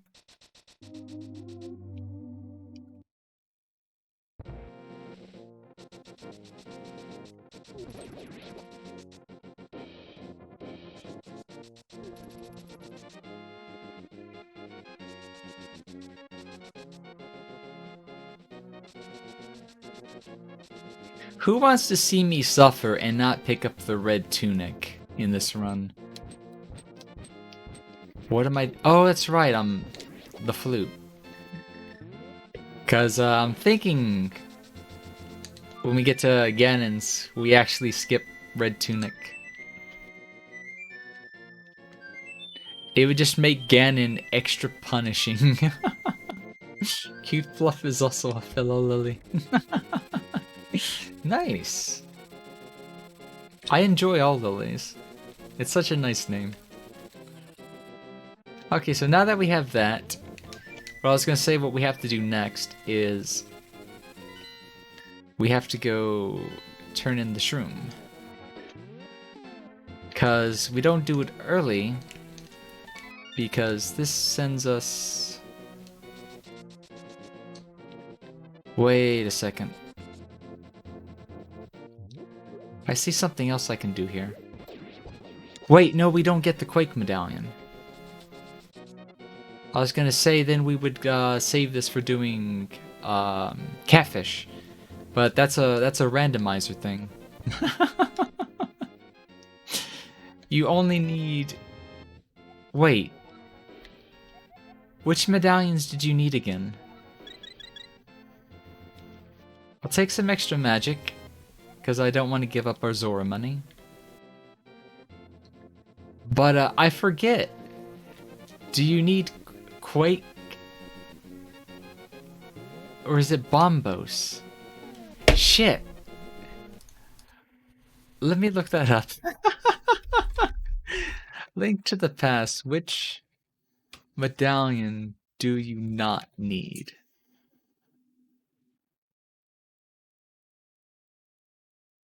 Ether is needed for Meyer.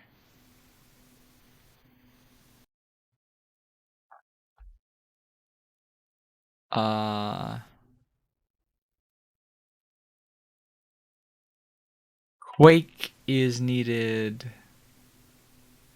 for Turtle Rock, or is it Ether?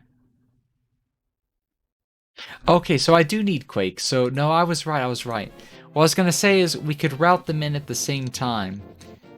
So let me just do that for remembering.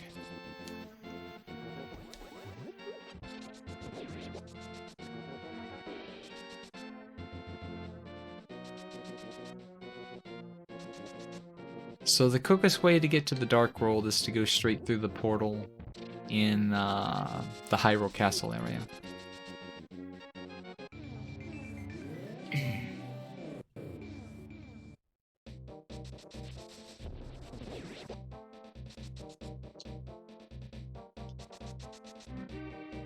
And what we could have done after we turned into the Shroom is to go...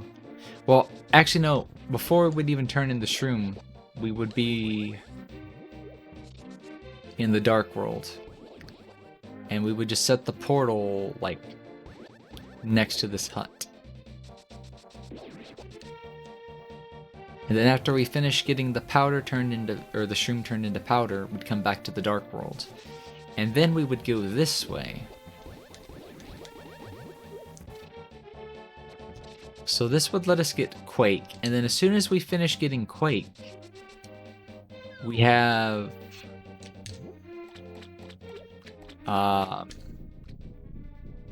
Adventures of Lurk. Hello, Mad Glubber. How you doing? Hey, how you doing too, Susan?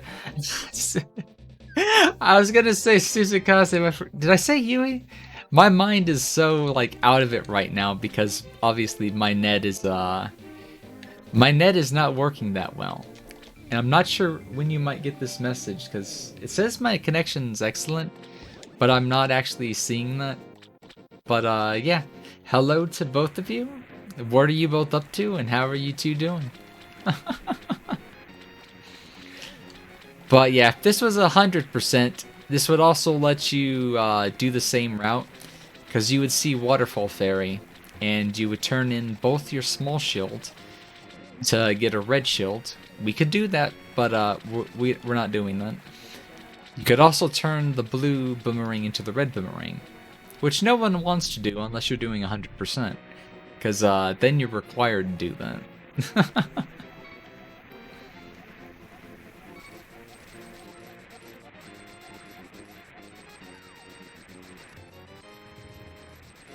Yep, and then we'll save and quit. And now we can do the second intended dungeon, Swamp Palace. Except this is actually our fourth dungeon. And I've actually seen... I think it might actually be the main route. They do this dungeon 6th, 7th or something. They basically save Swamp Palace for like the very end. Because you don't really need the, wait a second. I forgot to go to the Dark World. Wait, I don't think you actually need the hook shot for very much. I think you do it before Turtle Rock. But, yeah. I do know they actually skip, Swamp Palace to like the 6th or 7th dungeon or something.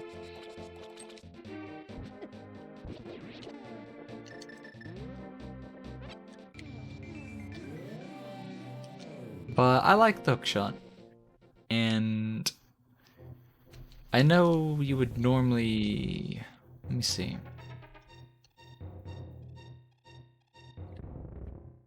Oh yeah, I said we didn't have to grab the powder.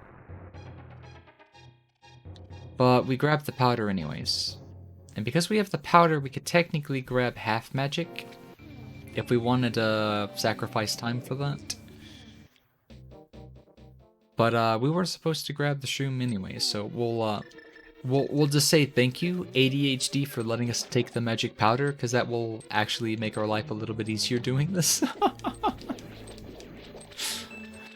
that spot extra fairy doing the Ganon Tower with green tunic may actually be a blessing.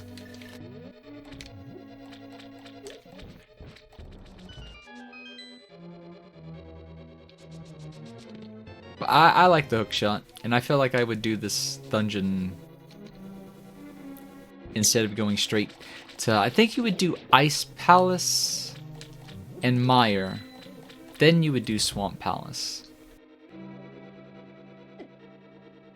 But, this is, one cool place. This is actually my favorite dungeon in the game. Not in terms of design, bosses, or anything like that. It's because of the glitch that we use called Diver Down. And it's fun to do. And I like coming to this dungeon simply to use the glitch. That is why this is my favorite dungeon.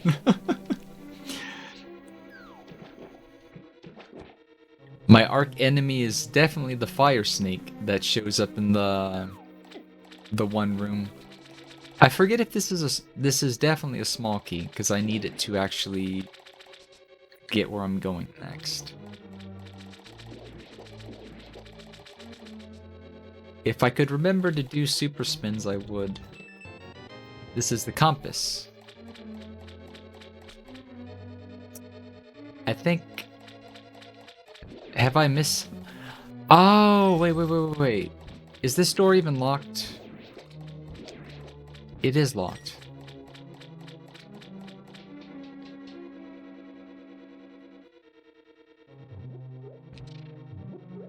Wait. Okay, my randomizer brain is telling me that I could have done Diver Down twice. But in vanilla, you're supposed to grab that key to even get to the room above. So you would only need to Diver Down once. Unless I have missed a small key for some reason. CC Cleaner, piss off. Come on, not right now.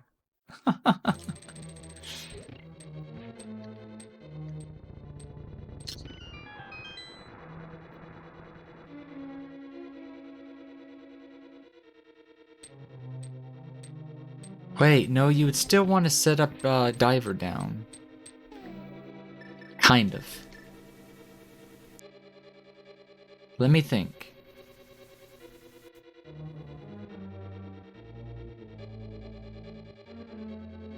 I have not seen what they do in a very long time. Okay, I messed that up. Give me a second.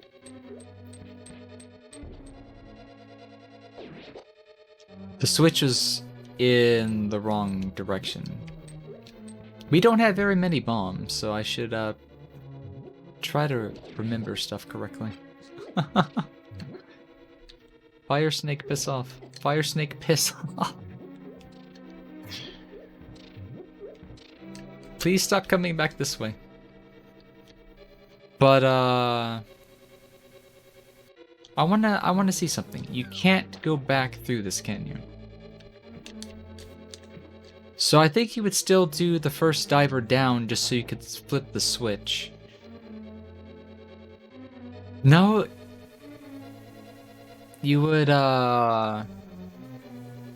No, I'd have to see, but I think in vanilla they would just hit the switch, walk out to the right, come up to the left. I don't think there'd be a need to do diver down. And if this fire snake would piss off, I'll show you what diver down is.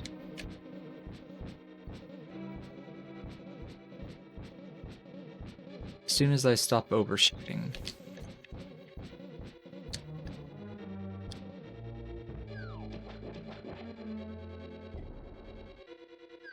This is diver down.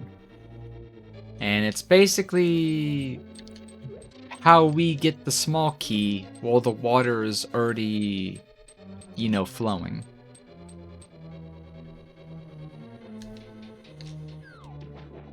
And because we throw the bomb switch and we don't see the switch go off, going back into that room activates the switch from the delayed bomb blast.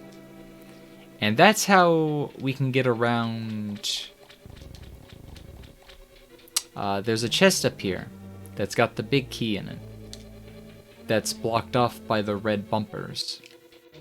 So it both not only lets us get the key, because I'll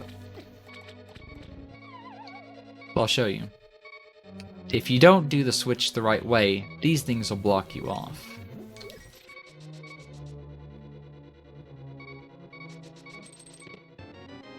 And that's how you get the big key.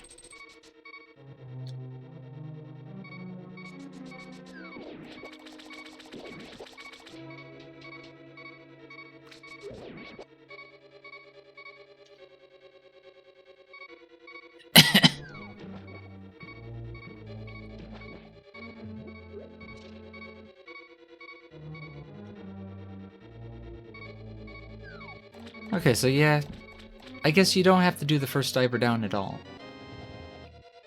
I wonder why I thought you did, or is it just because I play so much randomizer I think you do.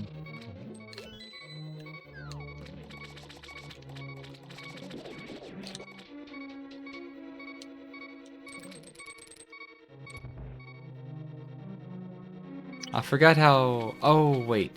So, doing this... Fuck off!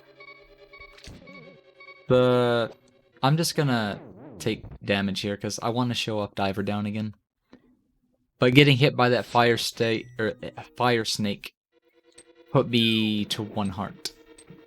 Obviously, doing diver down with a bomb, anyways, requires that you have at least 2 hits before you die.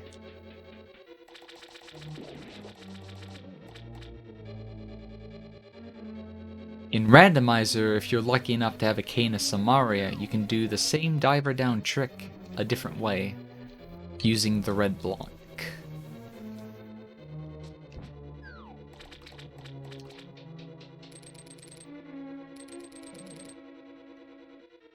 But, let's go back and I'll show you what I'm talking about.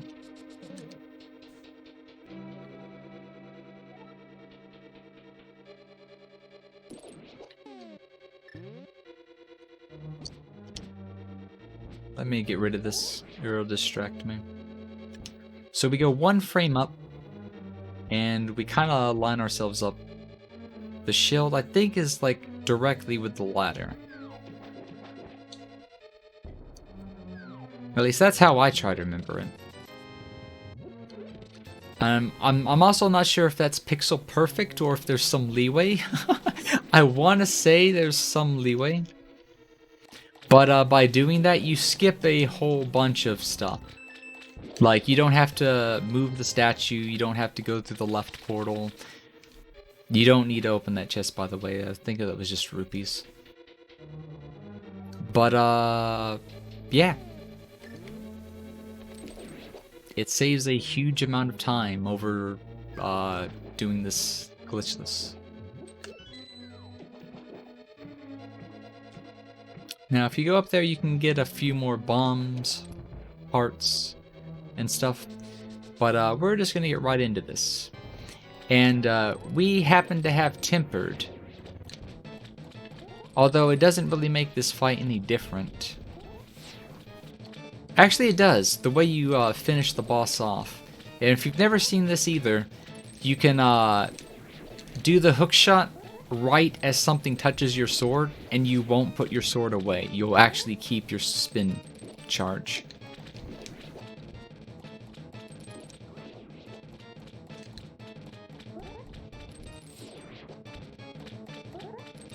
So, I am not very good at the quick kill for this, but I will attempt it nonetheless. Oh, I almost got it. I almost got it. Basically, you hit it 2 times with the fire sword. Or not the fire sword, the fire rod. You'll do this, this, and then you'll hit it with the spin slash in the corner. And you will one-cycle this boss with Tempered. I'm pretty sure that's how it works. I was not expecting to land the 2 fire rods, so I was out of position for the spin slash.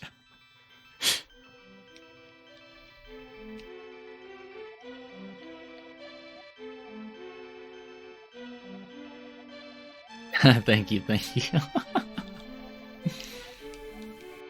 So now we can move on to Ice Palace, which technically you don't need to do just yet. You could do Misery Mire.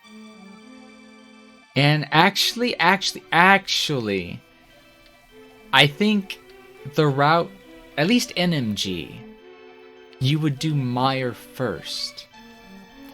That way you can do a glitch in Ice Palace called Icebreaker. We wouldn't be able to do that if we went there now, because it requires something called the Cane of Somaria.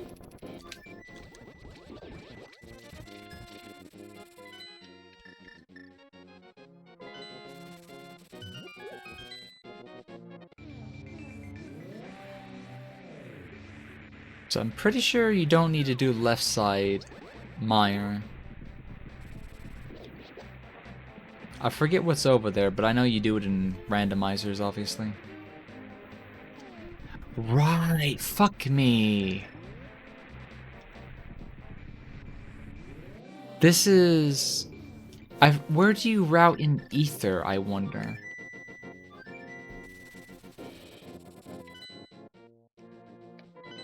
The Ether tablet, you have to come back up here to grab with the Book of Medora and the Master Sword.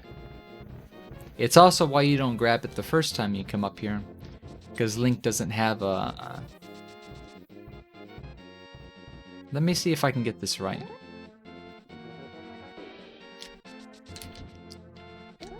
You only get like 1 frame to set this up. This is like frame perfect.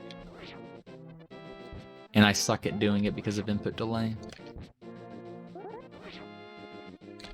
Come on, game. It's easier to set up with the hook shot, but I want to do it without the hook shot just to show it off. No, I'm not gonna go there. We don't have the cane of... We have to grab the ice rod at some point too, but I'm not sure where they route that in either. Hey, what's going on, Chovy? How you doing? You're up late. You're up really late. It's like 2 in the morning. Or are you actually like on the other side of the world and I just happen to see you at different times? But how you doing tonight? How you doing tonight? I hope you can hear me. I hope we're not on too much a delay. Net has been kind of bad tonight, but it's trying to come back. It's trying to come back. I don't think we need to do Floating Isle and Hookshot Cave. Should just be normal items as well. So, I didn't pick a good spot to use the magic mirror. So we're gonna have to go back this way. The portal's behind where we need to use the Book of Medora. Shobi's on the other side. Oh, I see, I see. So, oh, okay, now other side. I was thinking other side of the world when I first saw that. You mean other side of the coast. Okay, okay. So that kind of makes sense. So it's not terribly late over there. Okay, I gotcha. What you up to tonight anyways, though? What you doing? You been having fun in the Koikatsu? Yep, we're gonna do Mire before we do Ice Palace. That way we can set up Icebreaker. And you could use the hookshot. Actually, I think the hookshot is faster.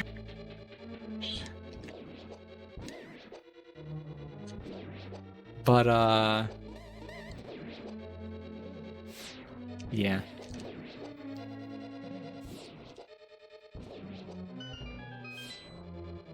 We do Mire because I want to do Icebreaker. I would think you do Icebreaker. It's not just a randomizer thing either. Nah, Goikatsu. What's that? I do not know the route for this dungeon.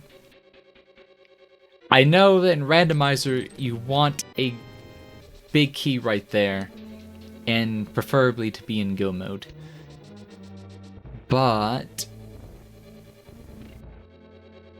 okay, this is vanilla. So... right, we didn't hit the switch. If we go this way... that's where we need to go eventually.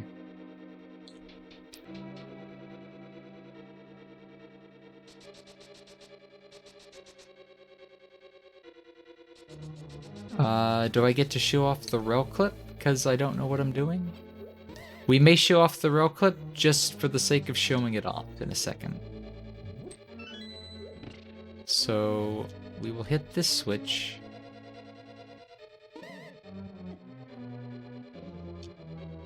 And yeah, if we go back this way, this is how we get to that other small chest. Okay. But I think you don't do this anyway, because I think it's a map or a compass. You doing the dance anymore? Or the cheer? Okay. So yeah, it's the map. You don't have to... you're not supposed to open this door either. But since we did by accident, we'll just go ahead and take it.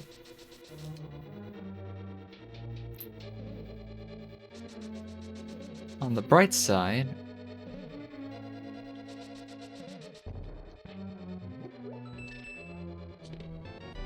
so yeah, instead of doing the whole thing, you would actually come out this way, and because you don't hit the switch normally, you're like, okay, how do I get over here? Can I, like, dash through?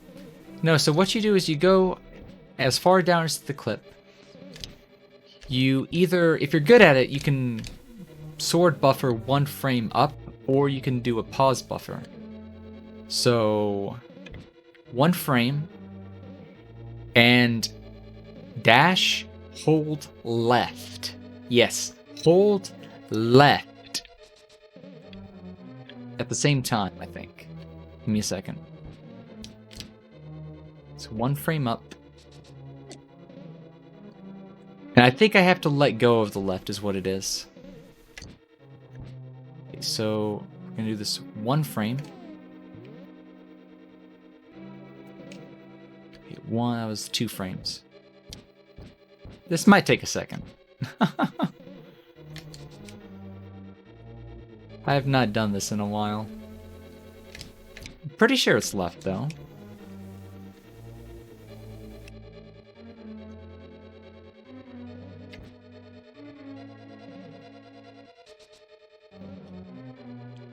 Because I noticed when I first did it is link turn.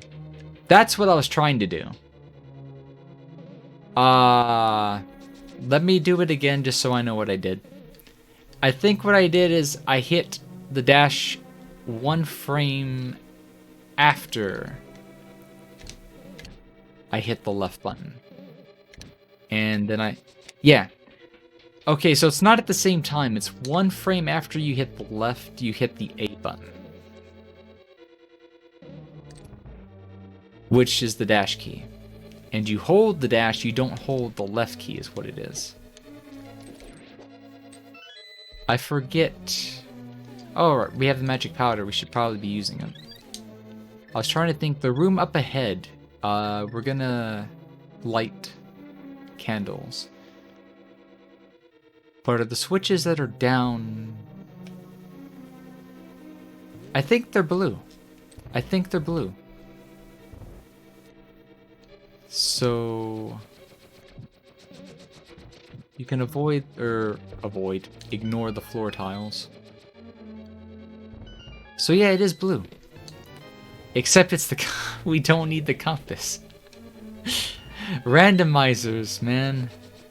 I forget where all the vanilla stuff is. So we need that full magic from that skull right there because of what we're about to do next. Now, there's a fast way to do this and there's a slow way to do this. The fast way to do this is to fire rod clip. But that Whizzer Robe on the left gets in the way a lot.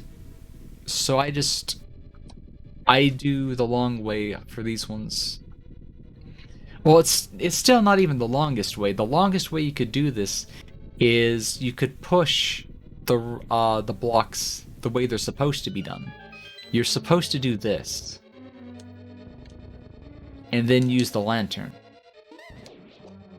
But obviously, when speed is what you're after, you use the fire rod. And you also use moving block clipping. So now that we have the key, we can go grab the Cane of Somaria. Or do we come back to get it afterwards? I think you can pick up... No. Okay, that's right. You have to have Somaria to even finish this. So the hookshot actually comes in handy for what's coming up. And you're intended to use it. However, it's not a requirement. And I'll explain what I mean in a second.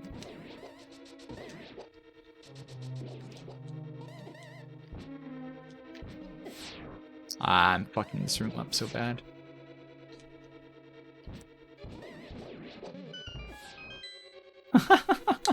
Fire. This is why you take magic powder when you're learning this run.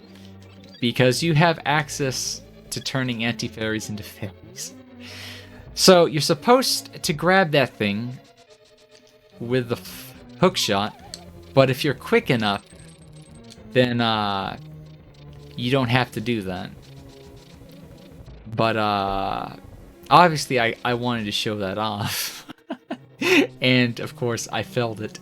So we're gonna do this one more time. You're actually supposed to hug up instead of down. Then the anti-fairy won't grab you. And that's how you do that without the hookshot. It also helps to learn how to do that because in randomizers, you might not have the hookshot.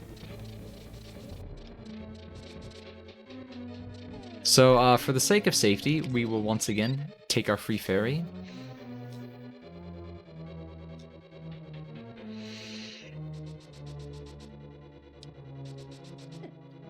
And we will get ready to go and see the boss. There's something that I've yet to learn, but is very important for the speedrun. It's something called spooky action, where you trick the game into thinking a collision has hit the switch, except you're not on the right screen. So it hits the switch on the wrong screen. Yep, she got them big ears. So I did this wrong, but normally you just, you place this, you stand still, and then you leave. It's so you manipulate the, Okay, this, don't blink. I'm gonna do this again because I like how it's like, if I'm gonna show something off, I'll immediately fuck it up. But, I'll show you what I was trying to do in a second. If you do everything just right, you can avoid taking damage, and it looks cool. So let me try this again. That's what I was trying to do. So I forget which direction the switch needs to be. But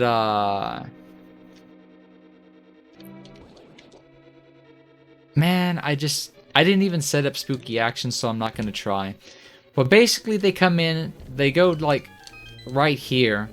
They'll do a dash with the fire rod up, and it flips the switch.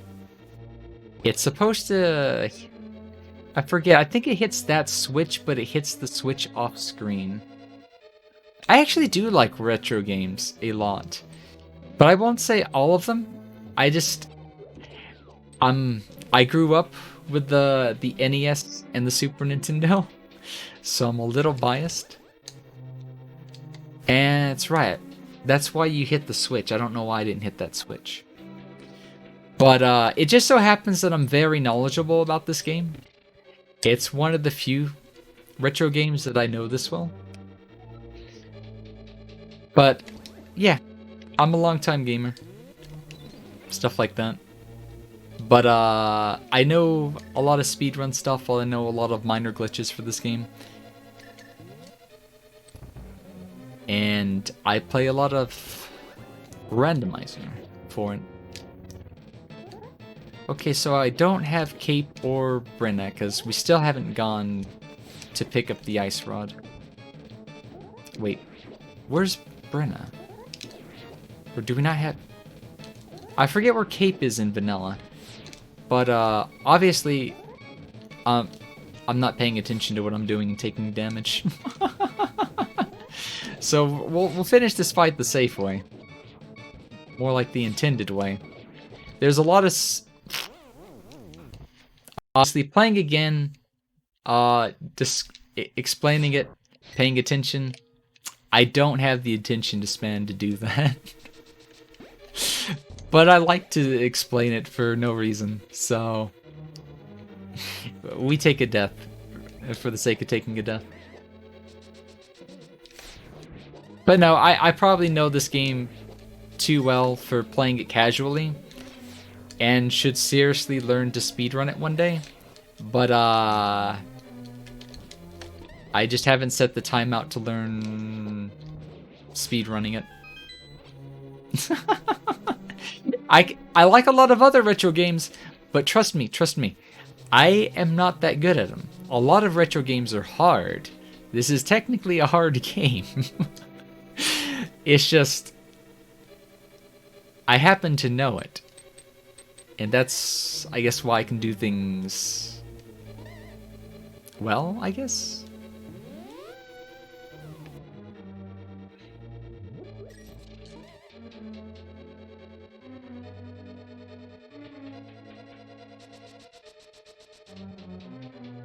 I wonder. Brenna would probably make the game lag, so I would think it's not actually something... I forget if you need to have a red shield to do what I was thinking there. But I was also not quick enough to do what I was thinking. Alright, we get to do this funny thing again.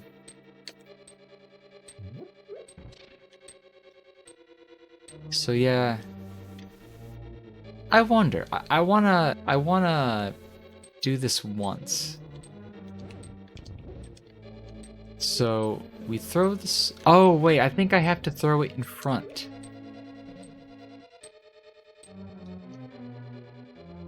Then we come down here, switch to the fire rod, and it didn't work.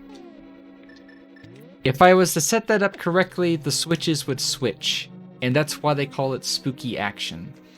But I don't know what actually causes it, where you have to throw the block, if you have to be on a specific frame, or stuff like that. But it's very cool to see done in both speedrun and randomizers. In other words, I'm being nerdy about it. Okay, so if you had the cape... Where is the cape? I forget where the cape is. I think cape is actually in King's Tomb instead of a piece of heart. But basically, you could grab the cape and you could stand in the poison without taking damage and attack these things for free. But I'm stop talking just so we don't die to this boss again.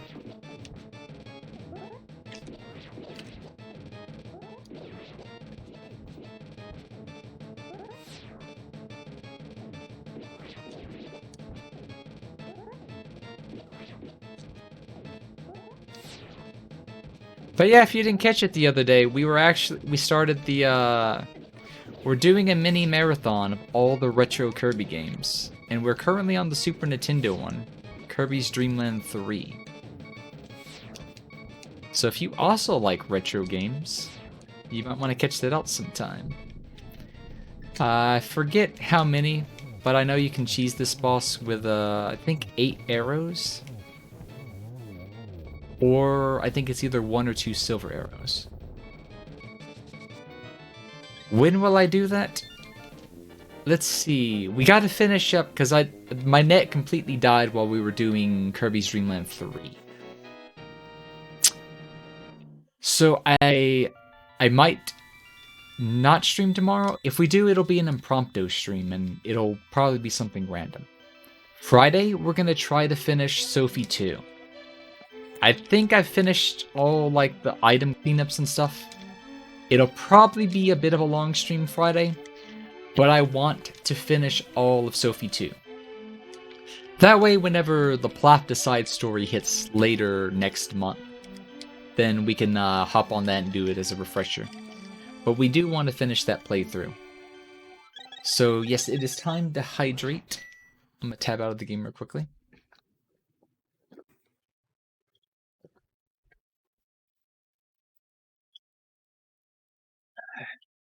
And thank you for the water. And then on Saturday, we'll start the Kirby Retro Marathon again. Let's see. I forget the order, but we're going to finish 3. We're not going to do true routes or anything. I think what I'm going to do is I'm going to do a day after the marathon where we finish up all the runs that we finished, but finish them as a 100% run. So we'll go back into like Kirby's Dream Land 2, get all the rainbow rods or whatnot, and do true route ending. Then do the same thing for Kirby Dream Land 3. But all the normal endings is what we're aiming for this for the marathon. So I think after Kirby's Dream Land 3, it'll be Kirby and the Crystal Shards for the N64. And then I think it goes into Game Boy Advance. And I forget which order those games are in. But we'll do Game Boy Advance games. Let's see, there's none for the Wii. Kirby's Air Ride is it's a side game. So I don't think there's like really a story to it. Then we do the DS games. But we're going to skip Kirby's Epic Yarn until we get to the 3DS. We'll probably do that one before we start the rest of the 3DS games. Which I think one is Mass Attack and I think the other's something about robots. But I'm not good with the order. We'll figure out the order when we get there. So let's get back to the game. Because now that we finished Meyer, we can warp out of here. And we will go say hi to Ice Palace. However, one thing that we're going to... Oh, right, this is where you would make the time to get the Ice Rod. You would wait until you actually go to Ice Palace. Because that would lose you the least amount of time.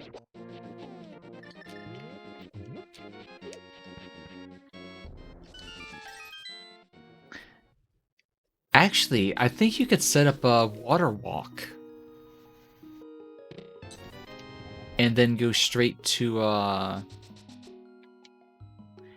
I think you would set up a water walk. And I'll show you what water walk is if I didn't mess it up.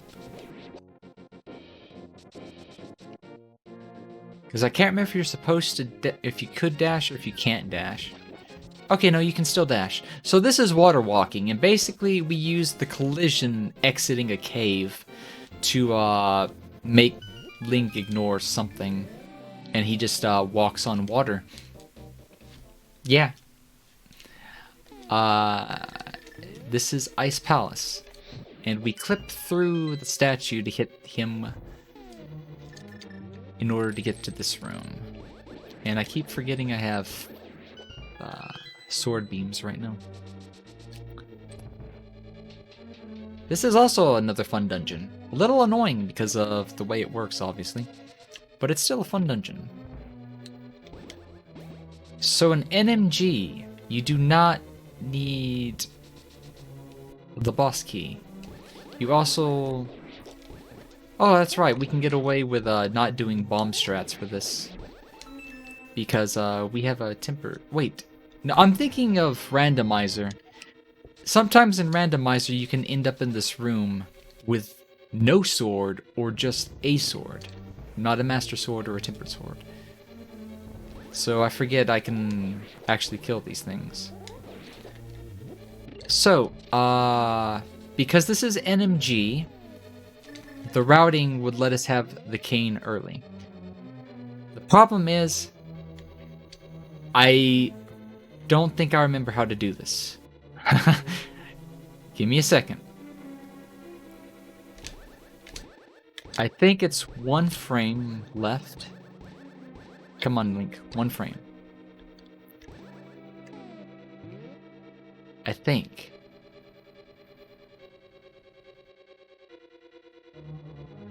Oh, wait. I think I remember now. So, it's something that has to do with, I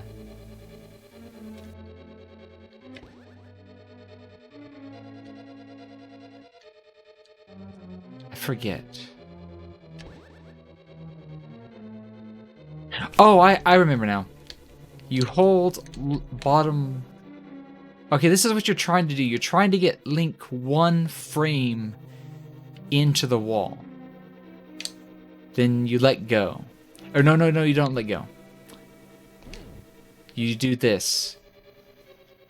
You press Y. Don't hold anything else. Hit left for 1 frame. You could do this if you're really good. I am not, and I will never attempt this without a pause buffer. But you're gonna do this. For exactly 1 frame, hit the left button. Go to the start menu. Hold the up or the down button. Link will walk over the wall. That is called Icebreaker. And that is how you get the big key. Like, right off the bat. So, actually, because we pick up the big key, we don't have to do... You can skip going to, like, I guess the boss the normal way. Like, there's a way to get into the boss without the boss key.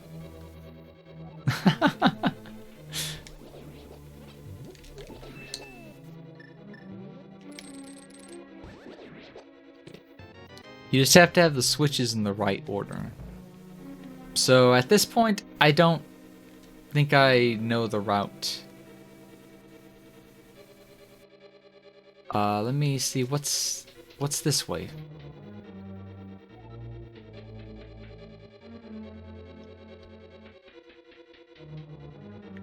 Isn't that tea room? Basically, I just need to get to the boss now. So it's slash once, 2, 1, 2. And, oh, I almost had it. That was still not bad, that was still not bad. That was a lot faster than just walking. So if you have bomb boasts, oh, that's right. If you, oh wait, I didn't need to do that, but I will gladly take the bombs. Okay, so let me think. I think we messed up. I'm supposed to hit the switch in the room before Icebreaker once. Let me see.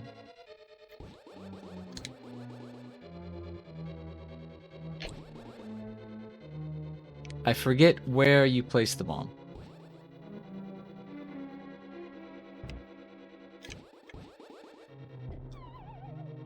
Okay, I was one frame to the left too much. So what we could do is, I could do... You know, for the sake of the stream, not taking too long, I'll grab the tunic instead of skipping it. Because I can show off this clip. This is a hookshot clip, which saves you from blowing up the area to the left above us. And this is why we messed up. Now, obviously, I don't need to do this. I could just do this the intended way. I could go down there, I could hit the switch and everything, and we would go straight to the boss. But where's the fun in not showing off? Big key skip.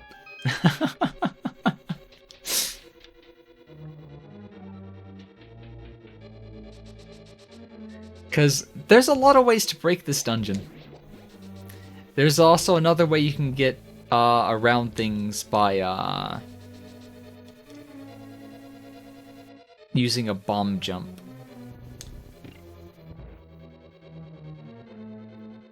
So, give me a second. I kind of want that magic, but I'm going to let it sit there. What I was supposed to do, I was supposed to come back. Come up here, hit the switch, hope that thing doesn't shock you.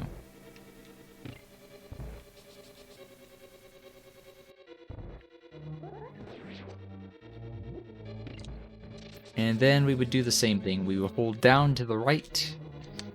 I don't know what influences it, but you're supposed to have the cane out. Sometimes Link will just move down.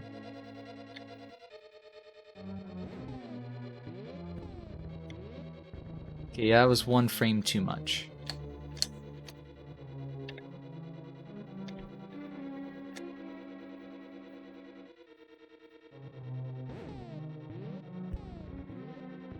It was also one frame too much.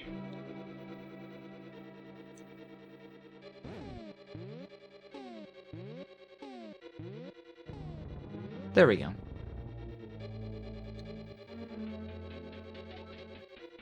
So, by doing... Oh, wait, I wouldn't even need to do that one bomb jump. Oh, no. Okay, so this is what it was.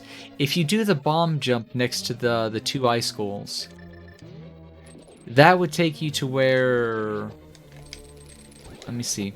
You would do... What was it again? The bomb jump. It would take you to a different way. So let's do this thing again. So down, down, left, up, up, no, up, up, shit. And then we can also use the hook shot to clip into this. This is what I was talking about. If we do this, there's another way that we can access, I think it's Tea Room? By using a bomb jump. But, this is how you skip using the big key. Or even getting the big key. You would use Icebreaker or the bomb jump.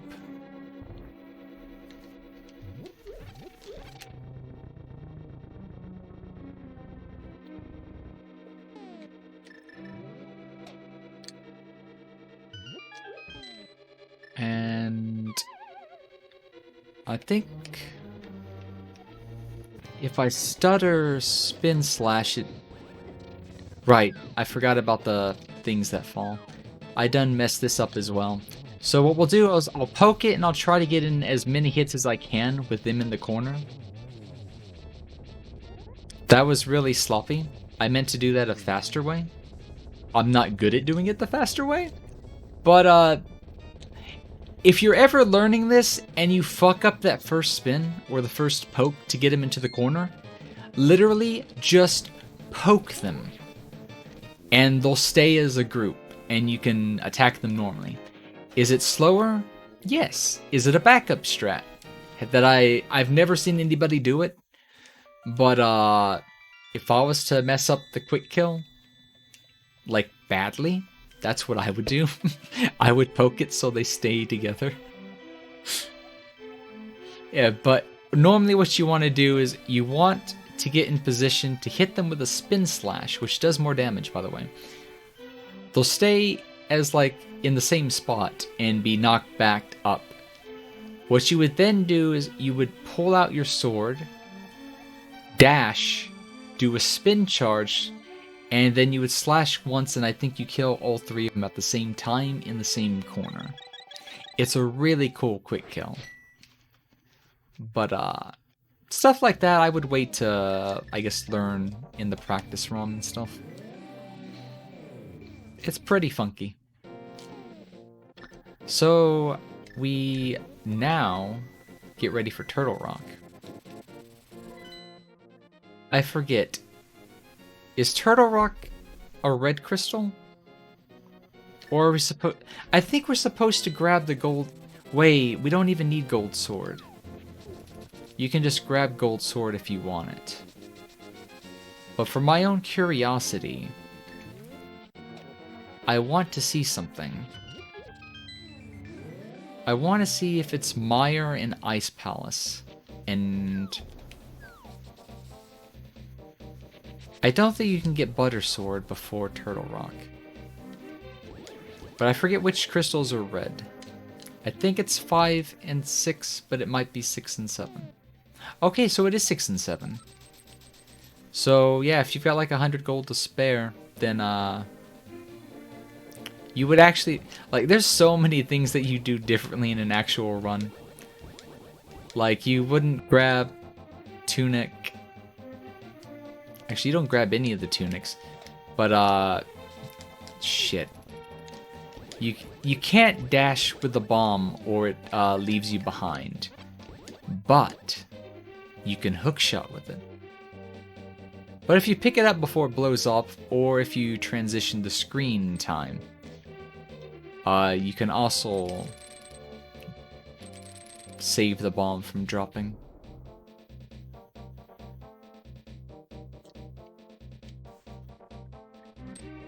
Actually, I want to remember... I can't remember which potion she gives you.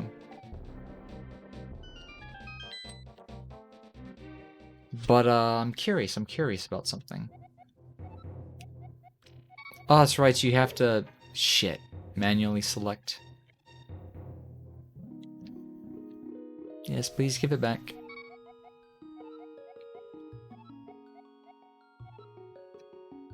Wait. I thought you get the silver arrow. I completely... Okay, so, we wouldn't have had silver arrows this run if I didn't do that by mistake. And I would have been fine with that, because doing Ganon without the, silver arrows is also fun. And we might try to show that off, too. But, I'll take silver arrows. But what I meant to do was grab... Like, because in the actual speedrun, you'll do Ganon... silverless. What I wanted to do was throw in the bottle. I think she gives you a free blue potion.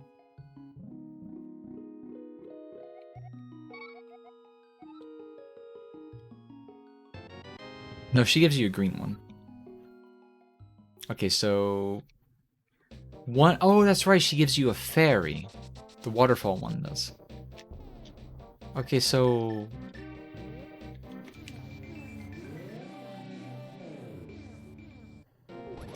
I forget what I'm doing. Oh, we're going to Turtle Rock.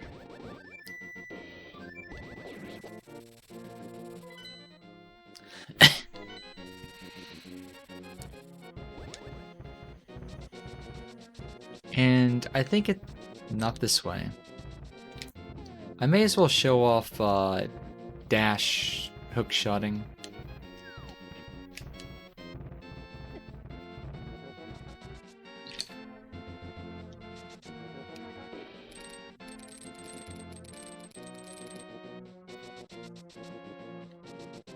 There's a fun little place over here we call Paradox Cave. And there's 2 checks in the Dark World, 1 check in... Well, no, there's like 7 checks in the Light World, I forget. But, we're gonna use another hookshot clip here.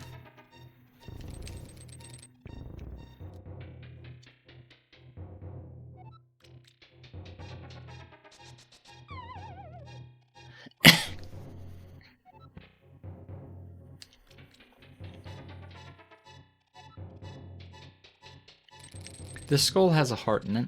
We'll just take it for the sake of it. And we don't need anything in those. I think it's a piece of heart, and I think 1 has rupees in it.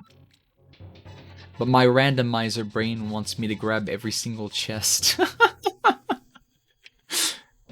It's so hard to break the temptation, I tell you. Especially when another run I was doing, like the last time I did this, was where you do open every single chest. Part of that's still telling me to open the chest. So the order's always the same unless you play with the randomizer and you tell it to drive you insane.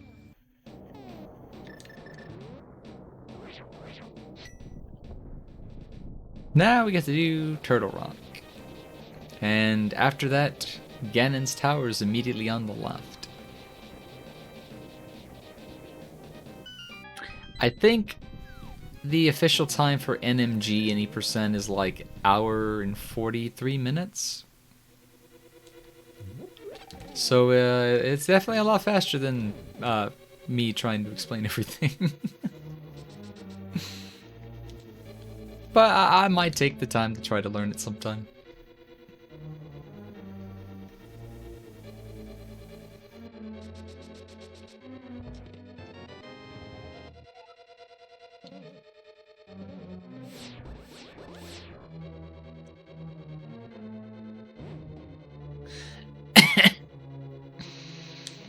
Alright, we don't have the magic cape to do fun stuff.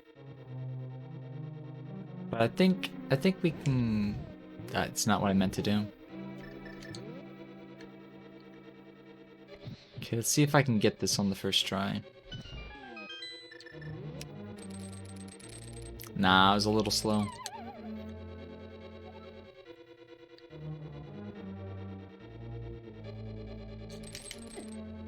I was too slow. I got that one that time. Okay, that was the map. We just need this. I don't know why I aimed down. But yeah, you can clip through them using the hook shot is basically what I was doing. Yeah, this is a dungeon you don't want to take all sorts of extra damage in if you can help it.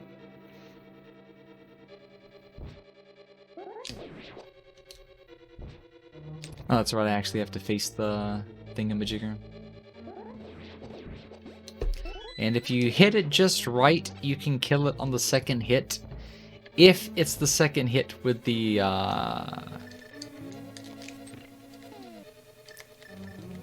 I need to grab... Shit. I was too slow, the chomp hit me.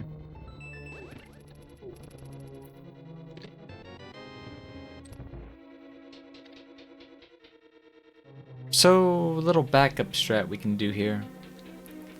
We can grab the anti-fairy.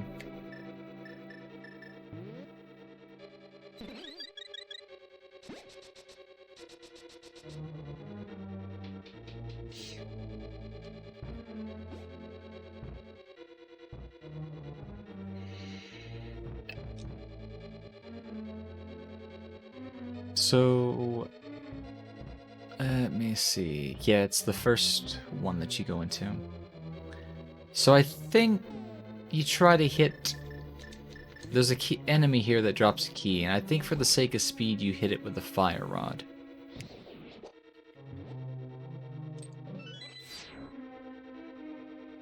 And then...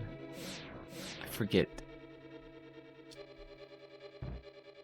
I think this is the mirror shield, which you don't have to take. No, it's the big key. But you don't take the pipe back that way. You're actually supposed to go the long way around. Because you're supposed to take the second pipe up here.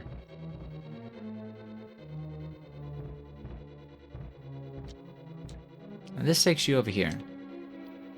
And for the sake of time and efficiency, try not to miss your shots like me. That was a very lucky magic drop.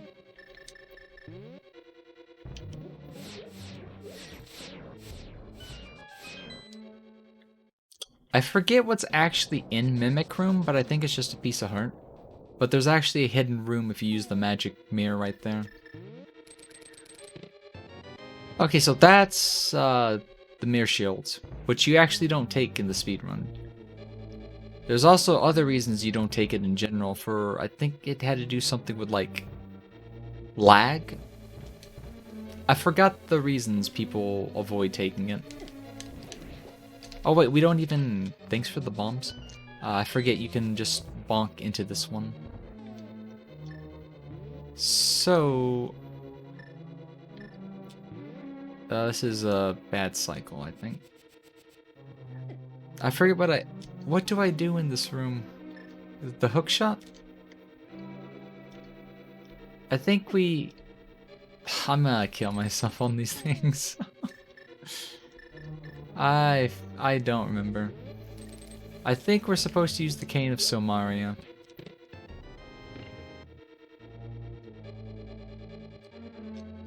I'm good at this game. I am a genius. I locked myself out because my mind froze up. I literally could not remember what I was doing.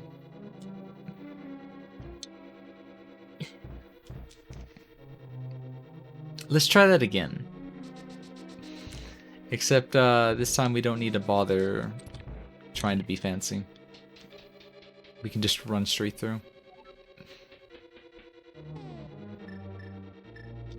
If you're low on magic, there's actually a full magic restore on the right side of this room. It also has 2 hearts, which might come in handy. I'll show off the full magic just in case you're playing this at some point. You think, oh, I messed this up. All you have to do is hold left. That is all you have to do. So now we need a big key. Or not a big key, a small key. And I forget which chest it's actually in. So this might take a moment.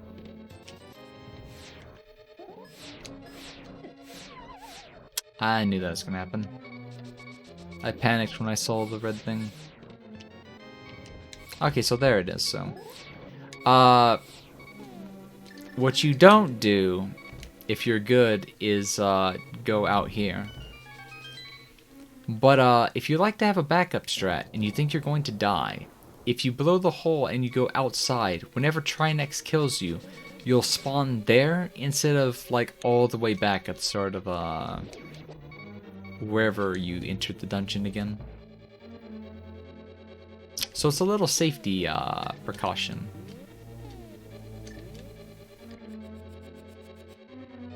Wait, I forget what I'm doing here too. My mind is just like completely jumbled.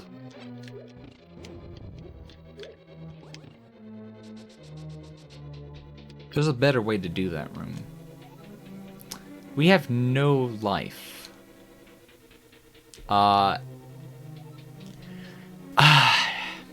We'll try this. We'll try this once, because we did grab the backup. But you can kill Trinex in a spin slash in a swing. But let me see. I forget how many hits it takes. I think it's just 2 swings with Butter Sword. 3 swings with Tempered. 1, 2, 3. And the reason we change back to the Fire Rod before we start attacking it is because the screen will lock up before you can change to the Fire Rod. So you go really close right here, but right below where the neck comes out. Let go of it and swing. And pray that it hits. Because I messed that up, but I got it on the second swing. And Trinex is weird because his heart spawns from the center. He never drops it himself. And that is Turtle Rock.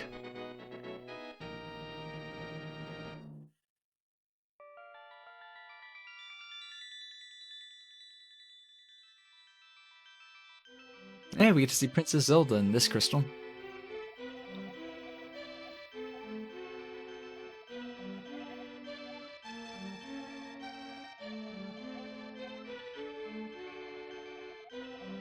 Ganon no Hikari ya Sekai o... I didn't finish reading it.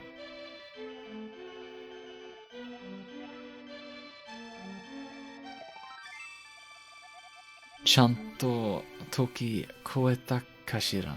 Yes. Kikoemashita. Okay, let's do Ganon Tower. We have 1 extra magic bottle. We have no fairies. No other stuff. Oh, I didn't mean to bonk right there. I forgot what those things are called as well.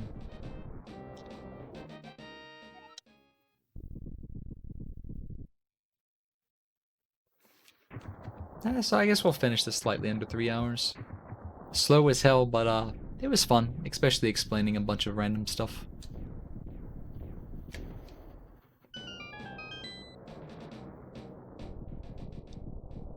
Okay, Right, this is Ganon's... Shit. I forget how you do this in vanilla. I think you want to go right because you want... what is it? You want to go to Armos. Wait, no. You go right. I think both places you can get to Armos. But I feel like if you went to the right, it's either slower or there's something else you run into. I don't remember which. But we're gonna go left side. Because I think you're supposed to go left side. Either for sake of speed or literally supposed to. We're about to find out though. I don't remember, however, if you actually need to go into this room.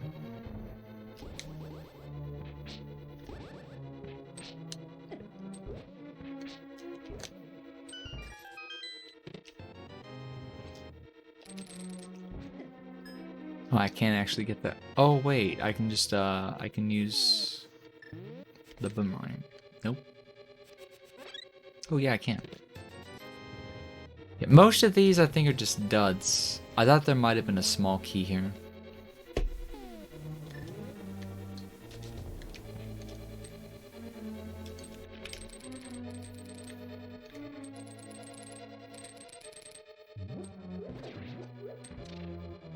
So... I don't think we go to that room. Because I think it wouldn't warrant using a small key if we're just looking for So, I forget if you, I think you throw and then you dash. Right?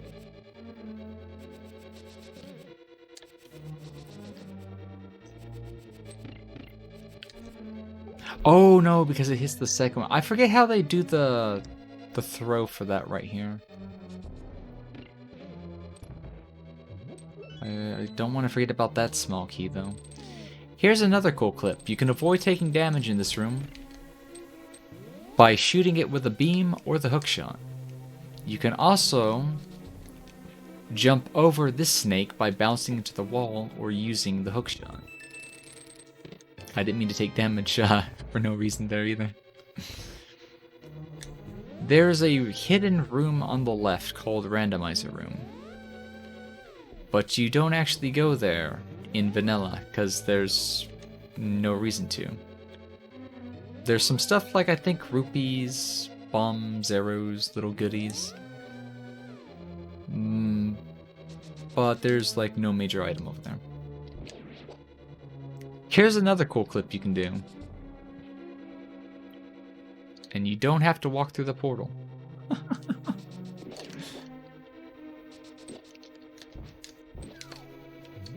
Okay. So, you can skip doing the puzzle completely by bonking behind that skull.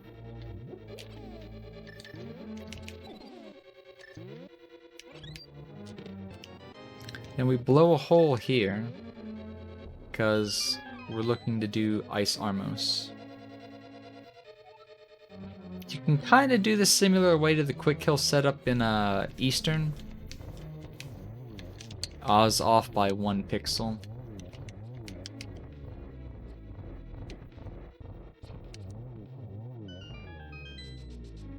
But with silver, it's a lot quicker and easier to do. So the whole point is you want to get the big key. And you don't have to grab the stuff behind this, because you're going to mirror out immediately. The whole point of that was to get the big key. Now you can start the ascent. You don't have to do right side. I forget why you would if you do right side.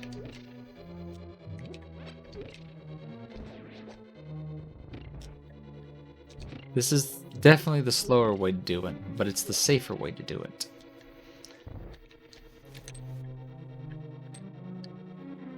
Okay, we're going to force the mimics to move. Then we're going to shoot them one by one.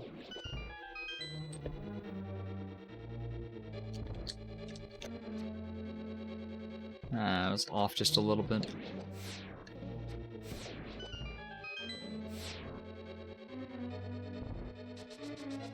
And if you dash without moving, you don't bonk into the wall like I just did.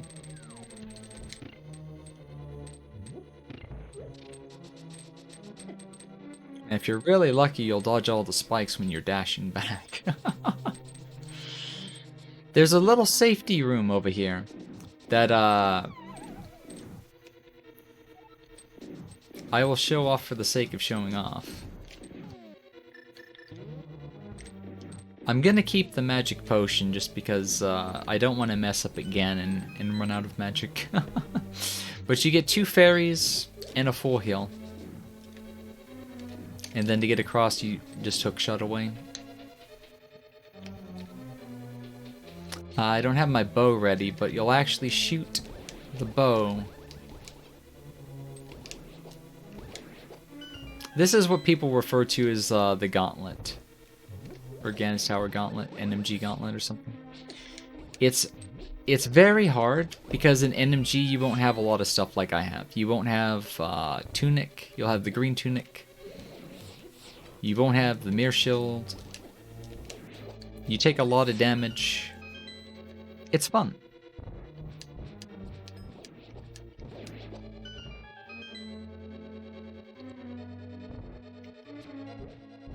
I forget how you set this up. I think you're supposed to shoot one with an arrow. And if you happen to have the magic powder, which you shouldn't if you're running this at full speed, you get a full little heal right here. And if you play this just right, these go down with a single silver arrow. But I obviously messed that up. They also go down to 2 butter swings. So there's a small magic here, and I think one of these had a heart. Yeah, it's that one. So next is the Whizzer Robes, which you can kill 3 of them at once if you place that correctly. I moved to the left for some reason. Do not dash too close to the edges here. So I put that in the wrong position. You can kill 3 at once and swing the sword at the other, if you do it correctly.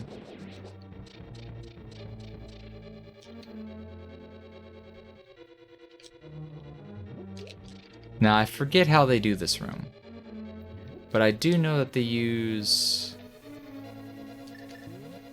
the fire rod to be quick. So I think you go up, down, left.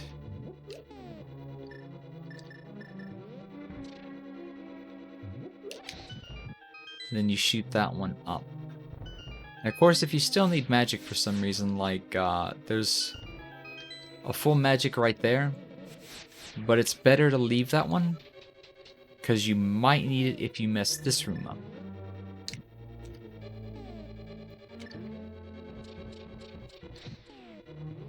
Oh, I messed this up completely. I didn't mess it up to the point I would actually... Do you actually need... I'm pretty sure all these chests are like bait. Yeah, I don't think you even need the small key from the Helmosaur. So, we'll throw the bomb. We'll bait. I messed this up. So once again, we can take our magic powder.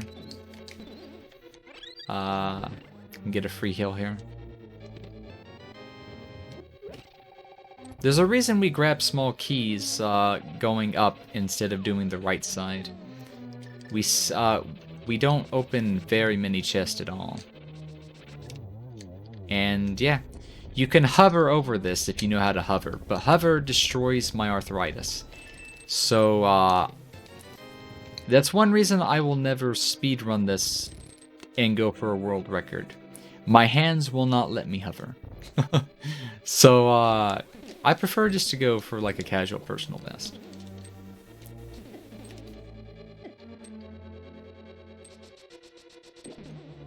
Okay, let's go say hi to Agnum again. And then we might actually finish this before the 3-hour mark. Well, in game time, we've probably spent more than 3 hours if we consider tabbing out and tabbing in and stuff. Okay, we got a double. That was actually kind of a lucky shot. We got a second double. I don't think the triple would have counted.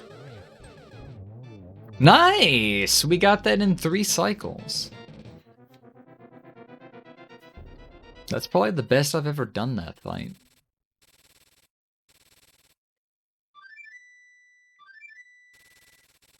And so, for the hell of it, I don't expect this to be done on the first try. We do not have Cape. We do not have Brenna. So, we don't have any iframes to abuse.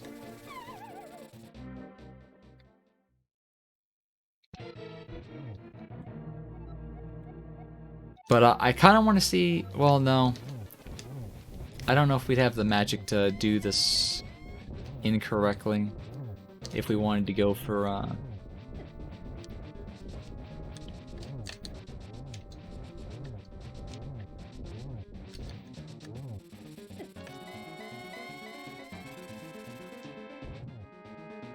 I didn't hit him in time to stop the fire.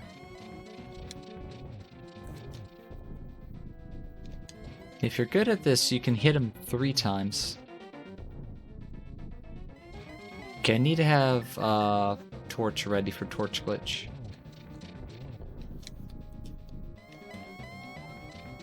Okay, he's gonna shoot a fire bat at me. And as soon as that goes out, I'm gonna want... Okay, so what we're gonna do, we're gonna try to do this silverless. But I think I done messed it up.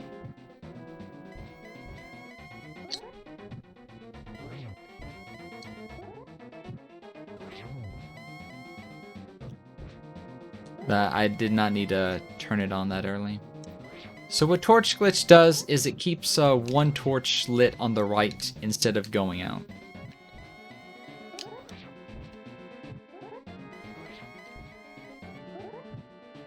So yeah, you can actually do this fight without ever using...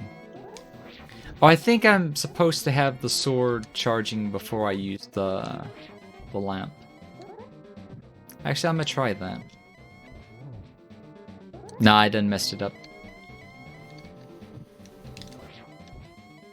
I forget how many slashes or swings it takes, but it's something like, I want to say 16.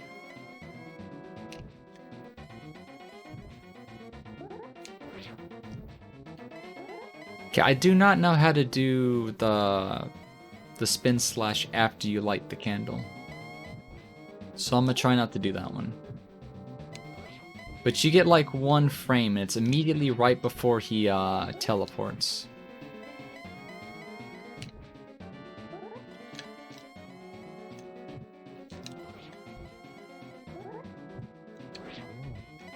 Normally you would just hit Ganon with like a sword and 3 arrows, and that's how it's intended to be fought.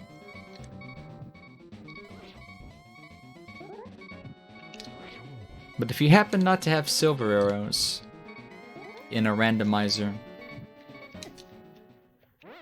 Well, we tried. I wasn't paying attention to the fire.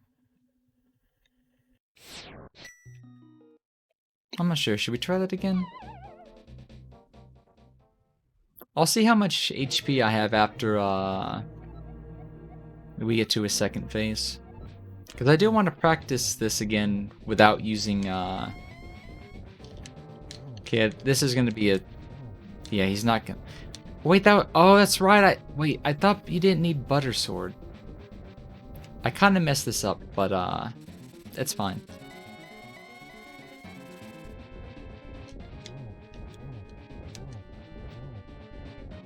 Because you kind of want to get inside there if you want to do the free attacks, instead of waiting for him to move.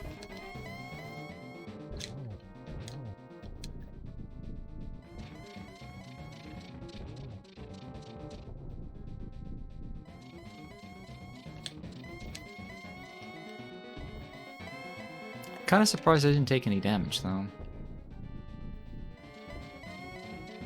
I do not do this fight that well. But I do need the silverless practice.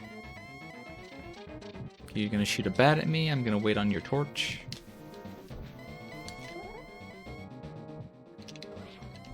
That wasn't close enough. How did that one not hit?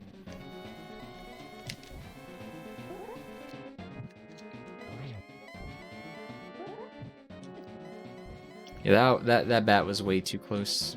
I probably shouldn't have went for it.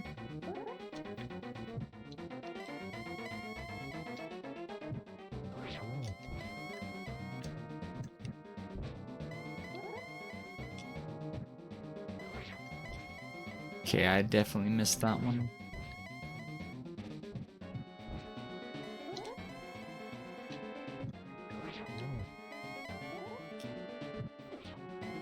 Ooh, that was not a good position to get batted in.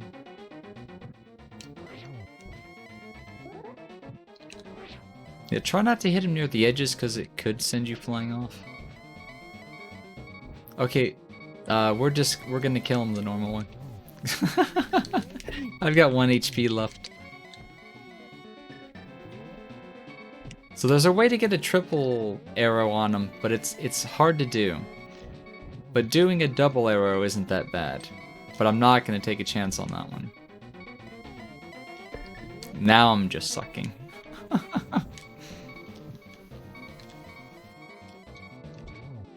I'm gonna wait so I can show off a double. Or just stop paying attention. That's what I do. I stop paying attention. I think the game's like telling me, no, no, practice silverless. Because killing him with the silver easy arrows is just so anticlimactic. I guess my brain just didn't want to do it, and that's why it fucked up the fight.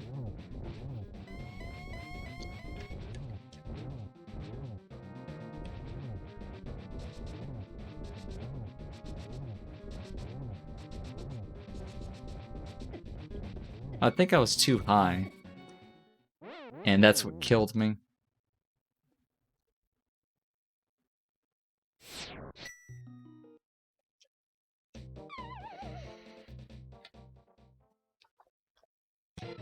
I think the Butter Sword does actually do more damage to Ganon, even though it's not supposed to. Because I usually don't manage to skip the first phase. Let's just do this again. I'm not paying attention is what it is. My mind is already turned off.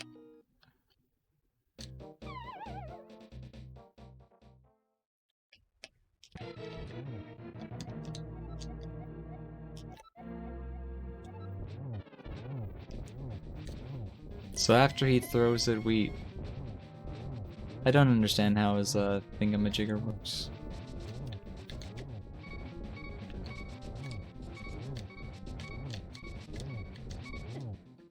I went too far out of that one.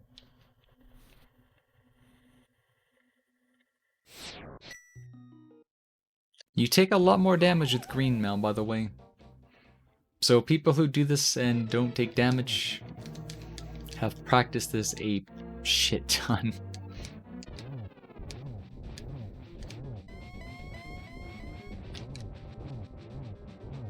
I think you swing 4 and...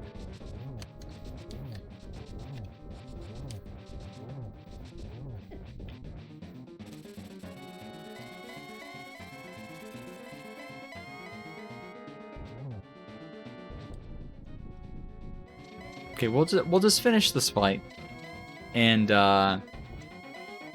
we'll play it again sometime. Be it this silly scuff speed run without learning the speed run, or more randomizer, because I enjoy my randomizer.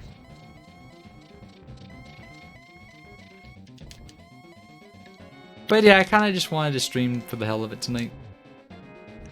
No specific plans, but we will get back to Sophie, the Kirby Marathon this weekend, as well as finishing up Metal Gear Rising. Risings. What the fuck? How did that second arrow not land? Like, he usually stays blue long enough that you get a triple off if you do everything perfectly. A double is not hard to do. So the fact that he immediately... I don't know, I fucked something up.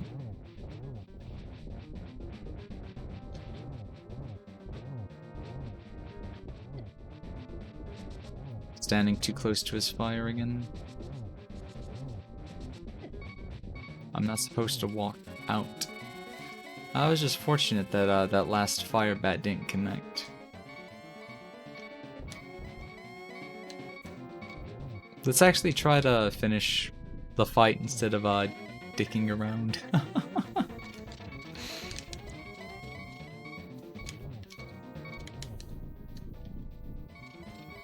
I'm pretty sure the extra slashes don't even matter unless you're doing the silverless, which I will practice at some point, but let's not worry about practicing it now. Okay, I messed it up. So no torch glitch means this is really gay to try to do without silvers. Whoa, he's taking 4 silvers? I'm going to assume something happened on the last arrow. My mind is so turned off, like, not even paying attention. Now I can't even shoot an arrow straight. I think I know what my mind's doing. It wants the clock at the bottom to say 3 hours perfectly before we finish. And we're just buying time.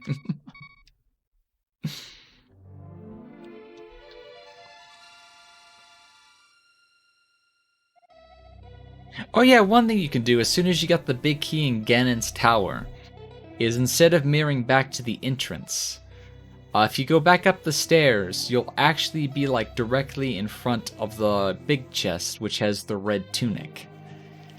Which, if you're playing casually or you feel like you'll lose time, like obviously, if you're doing things for speed, you don't need to go like for the perfect, absolute fastest strat, especially if you're learning. Like I shouldn't be. So definitely grab the red tunic. Just sandbag. Yeah, that's what it is. Sandbag until the perfect time.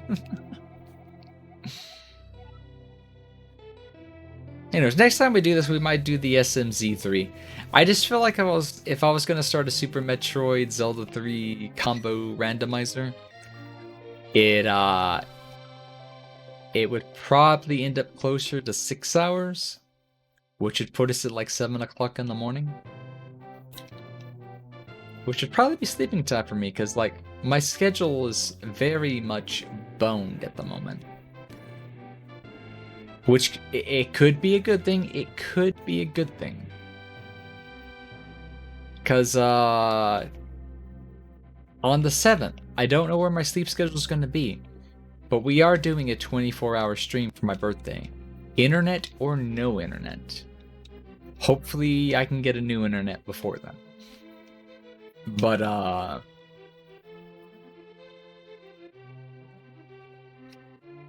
I would like that 24-hour stream to end at a time I would sleep at a normal time. Because technically... Well, wait. If it was to end at a normal time, it would end at a normal time. Okay, I was thinking Saturday, so we would still do a Sunday stream, right? Right? No. Monday is usually the day off, and I'm not sure if I would want to do a mini stream after a 24-hour stream. We'll just have to see. We'll have to see. Because I need to figure out if I should just stream the second I wake up, or... I don't know. We'll have to figure something out though. But yeah, that was a very gimped attempt at speedrunning Link to the Past. The funny thing is, I died so much that this took as long as it did when I grabbed every single item chest. The 100% item chest speedrun. Which is funny, because 3 hours is not too far away from... I think it's a 2:20 is the current world record for that. 2 hours, 20 minutes. But at the same time, it's such a safe and padded run if you get everything as intended. But I say that like it makes the game easy. No, it makes the game easy for me because I played it too much.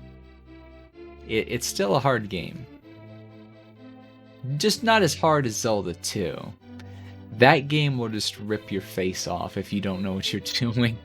It's literally the Dark Souls of Zelda 2. Or the Zelda series. Which could be cool to see if they ever did a Dark Souls Zelda game as a spin-off.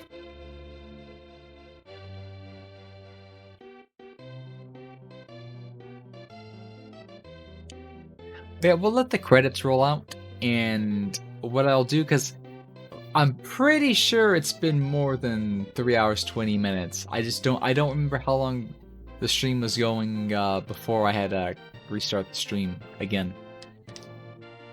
Probably like an hour, hour and a half. So we've already been at it for at least like 4.5, maybe even 5 hours. So it's time to get some food, get some water, walk, stretch, move. And yeah, something about Stream Elements doesn't like Prime subs. I think they even show up like a day later. But we did hit the daily sub goal today. So I'm happy about that too.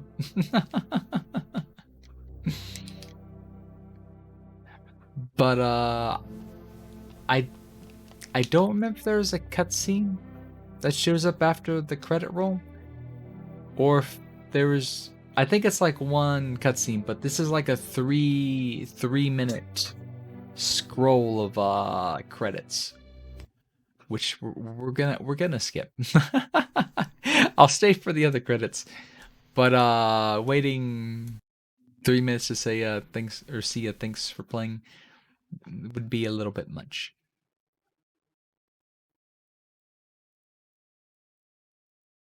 So,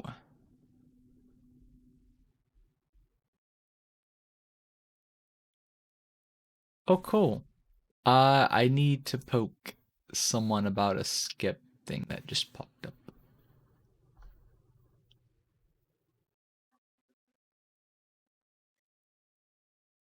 Except no, they'll probably be asleep. The guy who opens up takes commissions like once every 4 or 5 months, and he opens for like 3 minutes.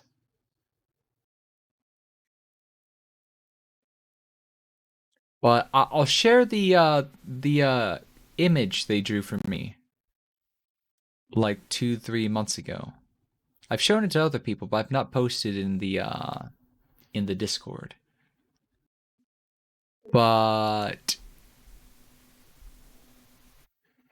yeah, I don't think they'll be on in time to see it, because I'd recommend it to somebody to actually commission them. And I'd probably commission them again if I had money, but I definitely don't. So I'm just going to ignore that and pretend I didn't see it open. What I wanted to do, I wanted to open Twitch, is what it was. I need to see who's on, because we're going to drop a raid to somebody.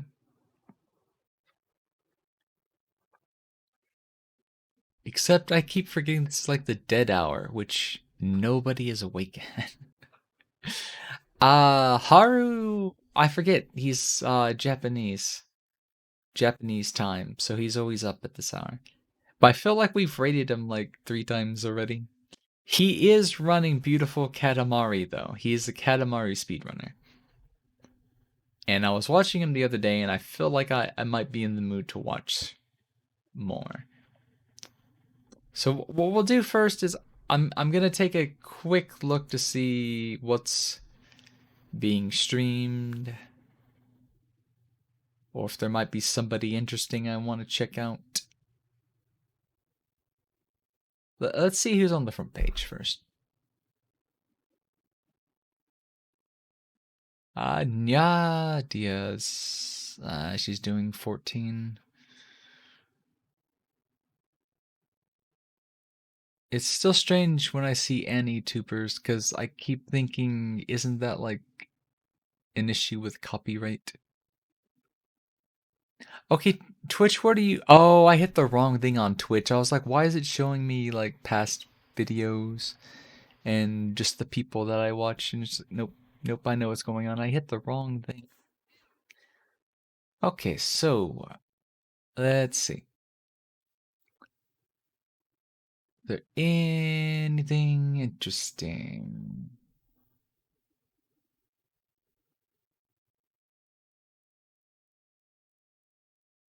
I thought that might have been someone I know, but no.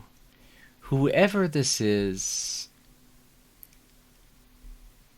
um, whoever did their model, their icon and whatnot, I know the artist is the thing. I'm pretty sure that's Seroro They've probably commissioned them to do their model and stuff. Either way, I kind of want to confirm that. Maybe find out by seeing like their about and see who did their model and stuff. So we'll just go and drop a raid. It's someone named Amor, and they're playing Pokemon Brilliant Diamond Shining Pearl right now. They're doing a shiny lock. So, to anybody that doesn't know what a shiny lock for Brilliant Diamond Shining Pearl is yes, it is where you reset the game again and again until your starter is a shiny. They are trying to start the game with a shiny Piplup. And those used to be really huge streams back when the game first came out. So I guess they're just now getting around to it themselves. I don't know if I would ever do that for Brilliant Diamond. Like, we might play that game at some point on stream. But I'll tell you what. If people are up to suffer or watch me suffer, if somebody gives me the new Pokemon game when it comes out, we may do a shiny lock just to or at least just roll for the shiny starter to start it off with. So it'd definitely be a more just chatting stream until we got our starter. But we'll see. I don't know when that Pokemon game comes out, but we do have a Switch for it now. And it's something I could get and something that could be streamed. But we'll see. So we're gonna type raid Amor, and we will get ready to raid. So I don't know if we'll be back tomorrow. If we do, it'll be another late night stream, and it'll probably be something random. But if I don't see you tomorrow, hopefully I know what time I'm waking up tomorrow, because I forgot to remember today. I will try to base my weekend schedule around that time. Like shortly after I've been awake, of course. So expect late night streams this weekend, like sometime after like 8, 10 o'clock Eastern. We'll be doing Sophie 2 on Friday, and we'll probably be going at it all night. Like I said, I want to get that playthrough finished. So it'll probably be up to like a 6-7 hour stream or something. We're going to try to finish it up. I think I've got all the crafting done that I need. I've not min-maxed everything, of course. But I think I've got Plafter ready to blow stuff up. And I think that'll get us through the rest of the game. Then come Saturday, we'll be back to our Kirby marathon, finishing up Kirby's Dream World 3, starting Kirby and the Crystal Shards. I don't know if we'll be getting to a game after that or not, because I don't know how long it is. But we'll find out. And then Sunday, we'll finish Raiden's story for Metal Gear Solid. So I'll see you then. Bye-bye.